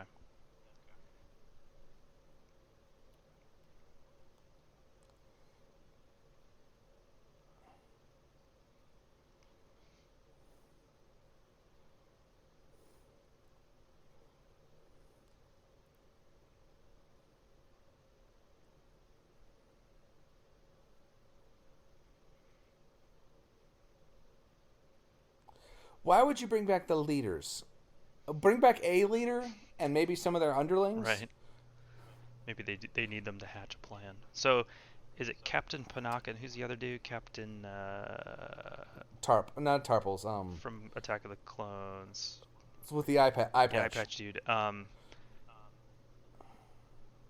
think Captain Panaka is kind of a talk about fascist. He's just like, I don't got time for any of you softy liberals. And then like in like Star Wars Galaxies, you find out in the future that he did turn into a straight Imperial, had a like worship the Emperor kind of person. Oh yeah, he fits the bill for sure.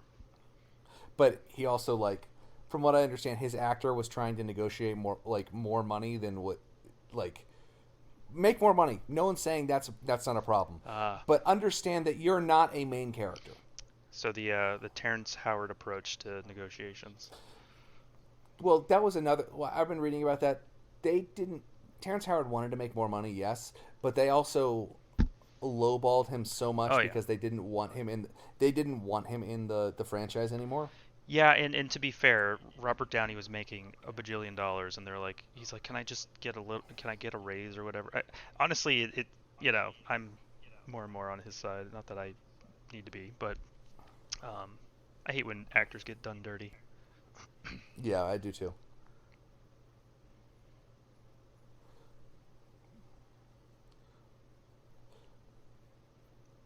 I'm surprised that line hasn't gotten memed to hell and back yet. Yeah, I like the do it. This is a great shot. Yeah, it is. Again, there are phenomenal shots in these movies. There are incredible. Didgeridoo. It is. Yeah. So it's like I said earlier, like this landscape is. You think like, oh, pastoral green, like Windows desktop, but I like it. I think it's just different. Like you don't see it a lot. You either see like desert again or friggin' jungle. What I would love, we're maybe 10 years away from the actual time frame, but special edition Star Wars comes out in 97, right? That sounds right. Yeah. I think. Yeah. Well, the original Star Wars came out in 77. So we're past 20 years. We're 20 years past these came out. Where is the prequel special edition where they remaster all the No, where they remaster all of the CGI? Yeah. Yeah, I could see that. I mean, maybe that type of thing died with, Disney purchasing it. I don't know. I know, folks are obviously fighting for just the release of the uncut, original series. Me being one of them. But at the same time, I don't know what that crew would do if they're like, oh, we're gonna re-release a prequel trilogy, and they're just like, what? Well, that would be. I think it would be. I think they would do that, and people would watch them again and say, these aren't anywhere near as bad as I remember them being. Yeah, that's true. I almost want to say with the resurgence of Disney Plus, I'm sure more and more people are watching them. But you're right. I think they could do with a little bit of tightening up.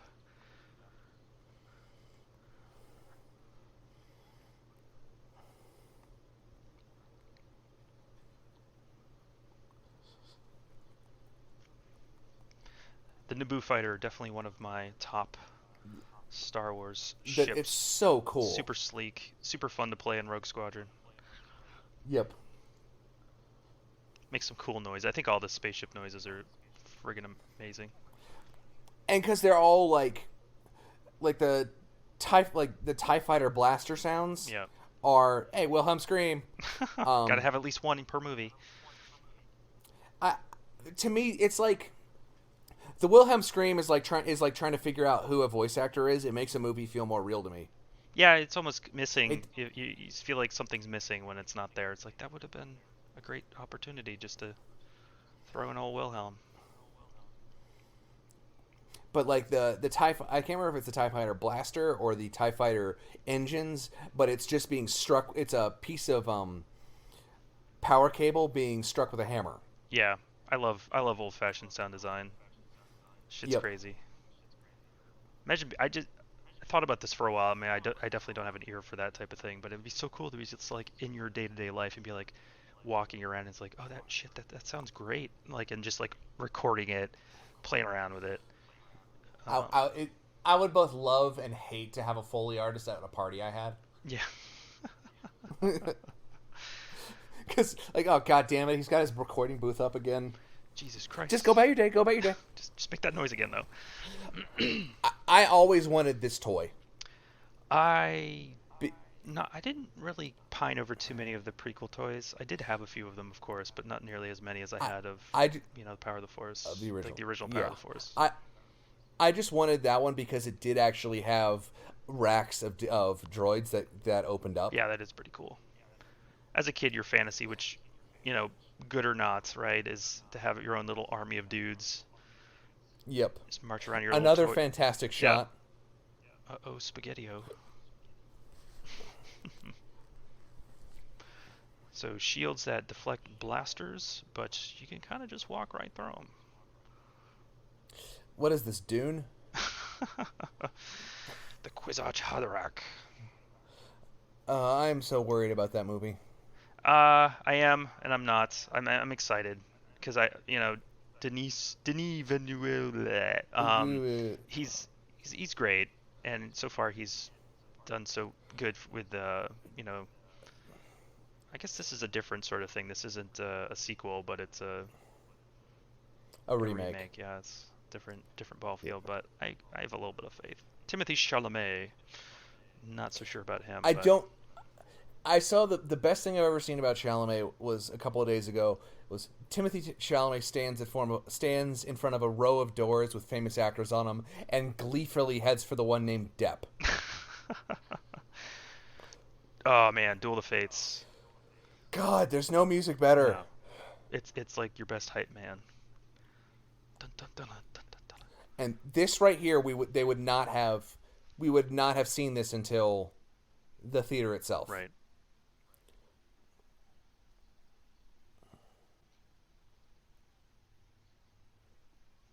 Gee Willikers.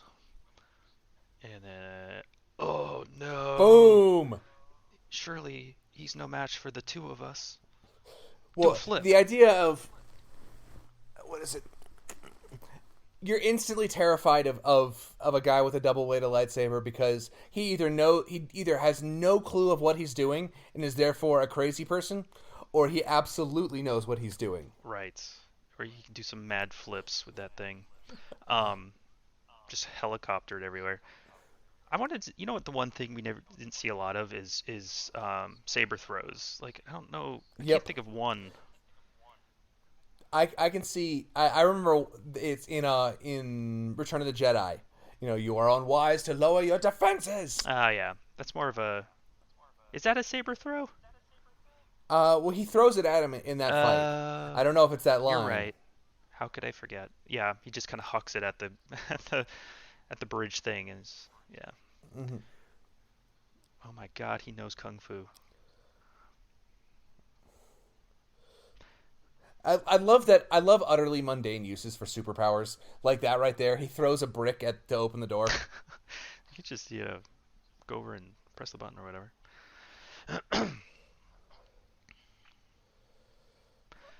Honestly, I hate when everyone's like, "Well, they wouldn't have any weights," or I mean, this goes back to me like it's space fantasy. Like, give it a break. Doesn't need to be explained. But I mean, there is some credence, and I think you do see it in the expanded stuff where it's like, well, what if you just turn your lightsaber off mid-fight? Like, if you're like locked swords, just turn it off and just completely get hit by surprise, which I think we have seen a few times. But Mm-hmm. Well, there's only so much time for them to or just press the button with the force. I think that people argue that one all the time. It's like, whatever, no, it's stupid. can't remember who it was, but like in one of the books, we're reading about a lightsaber holding like it's pressure sensitive all the way around. It's not a toggle switch. Yeah. It's a. This has always bothered me because there's only like 3 or 4 Gungans fighting, and they've just copy pasted the same 3 or 4. Yeah. The rest of them are just kind of standing in the back doing nothing. You notice that? Yeah. Yep. Like, maybe I'll get down to do something. It's like, I wonder why you're losing. Because your friggin' slapstick dude is, your Gumby dude is like the one dude doing any damage. I always thought this would be a really cool. When he flies into the thing, that should have been a course in Pod Racer. That's true. Yeah.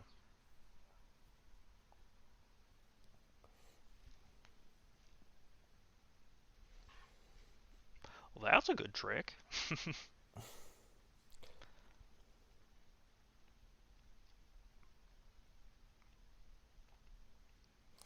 I mean, he's just doing what he always does. He is obeying the letter of the law, if not the spirit. And that's what any good aspiring Jedi should do. Exactly. I mean, sum up the prequels in 2 words. Anakin, no. No, not that.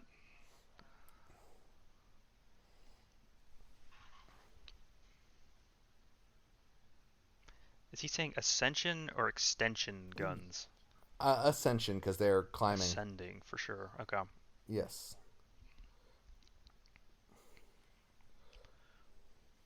Bye-bye. There was some crazy ass board game that does all 3 of these sequences at the same time, and I remember it being like $100 when I was a kid. What? And for a board game, it's this sequence and the lightsaber fight and the duel and the what the hell it's called, the starship fight. Yep.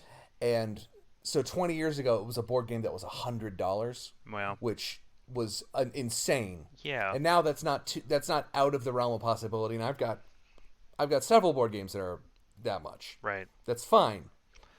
But even with inflation, you're just like, what? $100? Yep. Holy cow. It still feels weird to spend that much money on a board game. It sure does. Yeah. I could barely get myself to buy a game back in the day. They were, I mean, obviously games are about the same price today, but Mm-hmm. I do legitimately want to know what the hell those doors do, though. I know there's some sort of reactor thingy. It's like, all right. It's a reactor thingy that's right next to they just their gotta do this their sometimes. space. Just gotta watch out. Their space garage. There's no warning or anything. Guardrails. There's no reason to turn your lightsaber off. So we can think about how angry his. It doesn't have a battery life. You're not. It's like turning a. Oh no.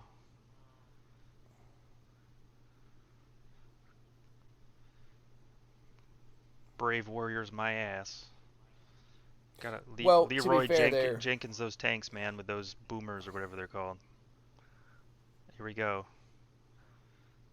The Three Stooges all in one. Retreat is a valid part of battle. It's does not make them cowards. Well, that's true.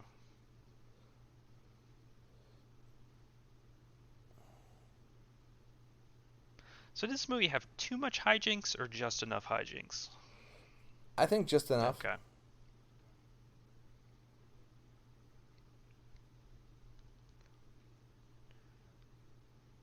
Why is Captain Tarple such a good guy that he's always trying to save I know, right?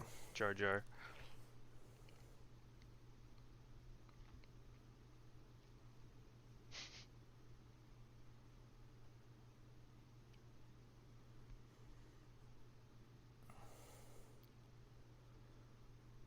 I always thought those tanks were super slick. Yeah. Yeah, I like the whole droid aesthetic for sure. Yep. Like, just, it's like a Russian nesting doll. Like, there's the Lucrehulk ship, and then they shoot out those transports, and then the transports shoot out, like, the little droid carriers, and then the droids come out, and it's just like that's super cool. Mm-hmm.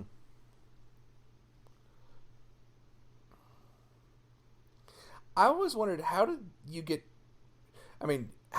picked to write a Star Wars novel, and what part of canon did you get to describe? Like, I'm gonna write about X part of canon. Yeah, this totally should have been a pod racing level in Pod Racer. Oh my god, you found the one fatal flaw in these ships. They suck. They're cool, but they yeah.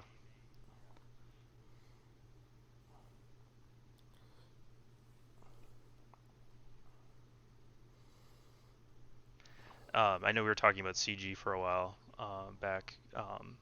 All I think of when I think of that is Ian McKellen like breaking down on the set of The Hobbit, because all he's doing is talking to like a green wall or a green pillow or whatever. Yeah, this isn't why I became an actor. Right. I get that. I get that part of it, and I know Ewan McGregor and other folks who did these movies just came out and they're like, yeah, it's kind of challenging to not act with other actors sometimes and just know where your placement is and what the scenery is. Oh no! They just ruined the universe. Who's gonna get taken now, or untaken in that regard? Yeah. Gonna get took. Darth Maul gonna get took.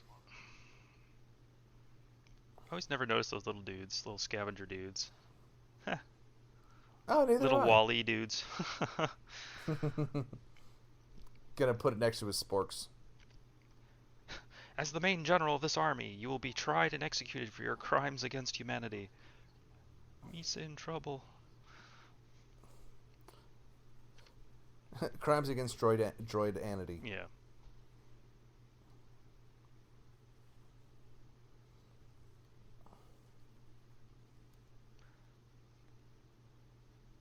Oh, the old switcheroo. I also appreciate that even her handmaiden is an incredibly good shot. Oh yeah, all of them, and they're all named like the same thing, like Cadre, Madre, whatever. I wonder if they're all like badass, super trained sisters or something. Probably. Corday, yeah, there's one. Because that super loyal and capable. That door shutting has always bothered me because it's so much faster than. It's like some of the doors in the original trilogy, obviously, but it just shuts so quickly. Yeah, it's when you need to slam the door in someone's face, with immediate style.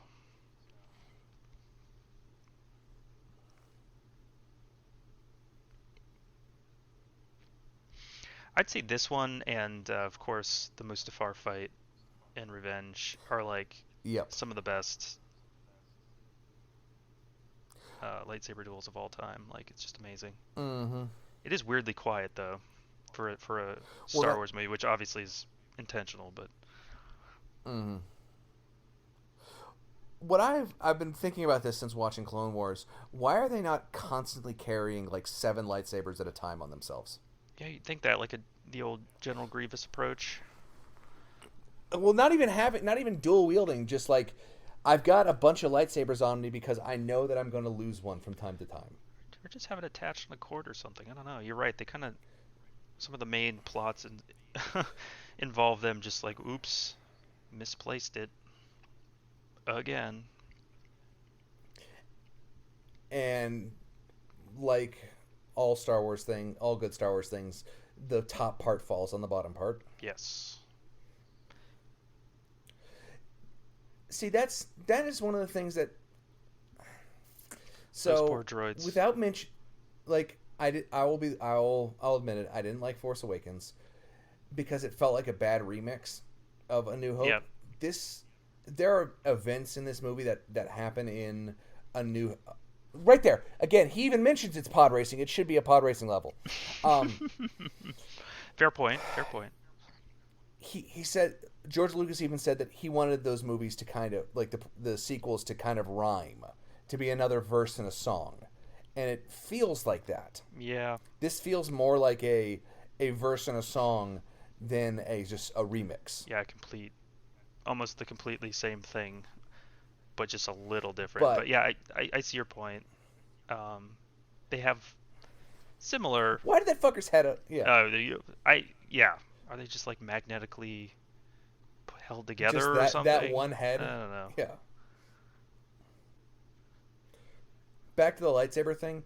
The fact that they have to build their own lightsabers implies that at the Jedi Council there is like a master lightsaber builder or armorer. Mm-hmm. And so, where's the story of the Jedi armorer? There probably is one. I know I keep saying that. Oh, he just mastered the high ground. Seen a couple decades with robot legs. Oh, there's that. That could be fixed. What? Oh, he just gets a little Oh, cartoony when he falls Yes, down he does. the well. And the splash of red mist when he gets cut in half. Blood in Star Wars. Blood from a lightsaber doesn't make sense. You're right. Although it was in A New Hope, right? When Ponda Baba's arm gets cut off, yeah.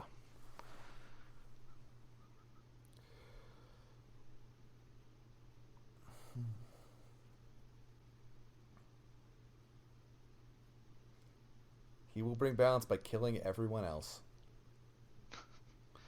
Make sure we don't go back and buy his mother, though, and free her. Can you loan me space cash? Don't touch my stuff.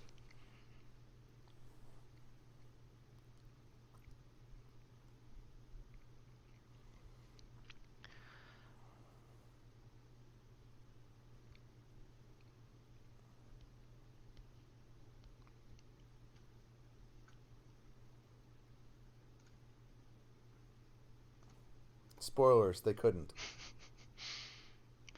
They got away with it.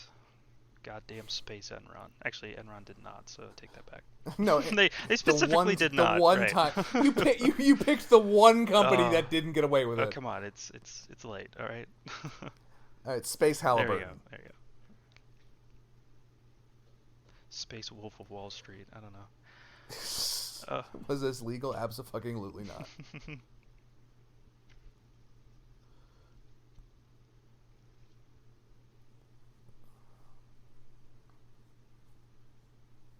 And great hair.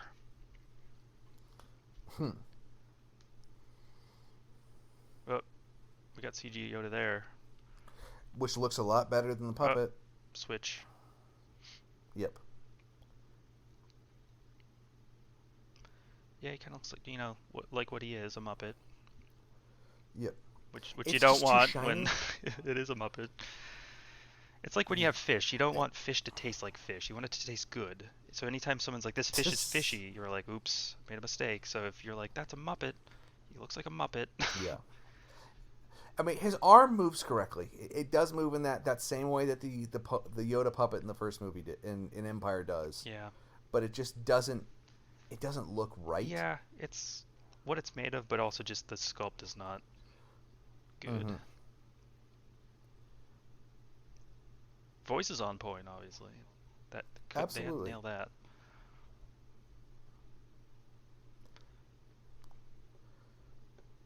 Who are all these people?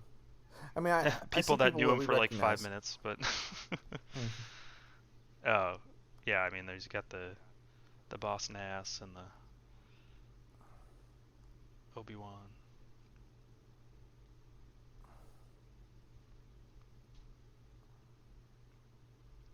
But not a master.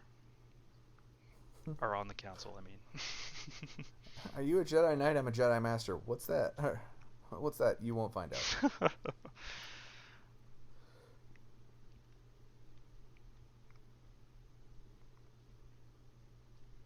That sounds an awful lot like an absolute there, Yoda.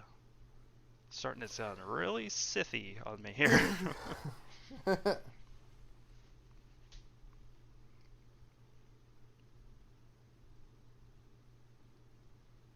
Party time. Well, I mean, this is even supposed to rhyme the original version of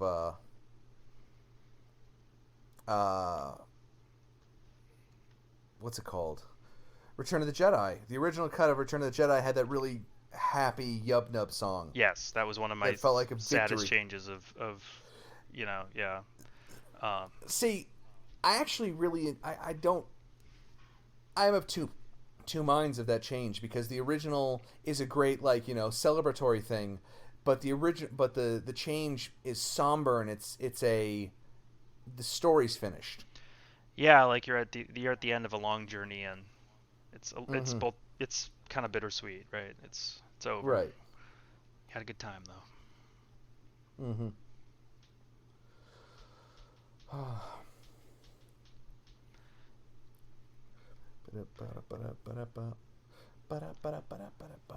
Orb.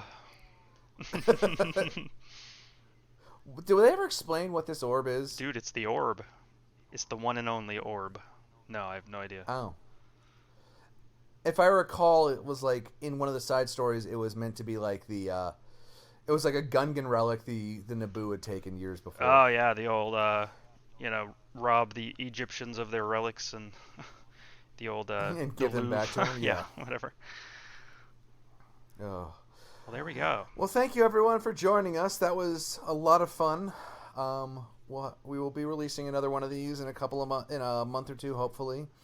Starting next up will be, of course, Attack of the Clones. Yeah, and I'm honestly looking forward to it. Other than I haven't this, seen it. flip side, right? Is Attack of the Clones was the only Star Wars I had on DVD, so that got a lot of play. Um, Really? so yeah, it's a weird thing with me, but no, this has been a lot of fun. Thank you for having me, Yeah, I Lucas. agree. Thank you for coming Yeah. on. I am excited to do more of these. As always, you can find us at Sword in Boardcast. Our music is produced by the incredible Ryan Boyd. You can find them at Ryandroid on Twitter. Matt, you have anything you want to plug before we head Oh, out? absolutely nothing. I am unpluggable, my friend. But thank you. Thank you for the opportunity. You're welcome. You're welcome. Thank you for coming on, and everyone, I hope you guys have a good night. Good night and good luck.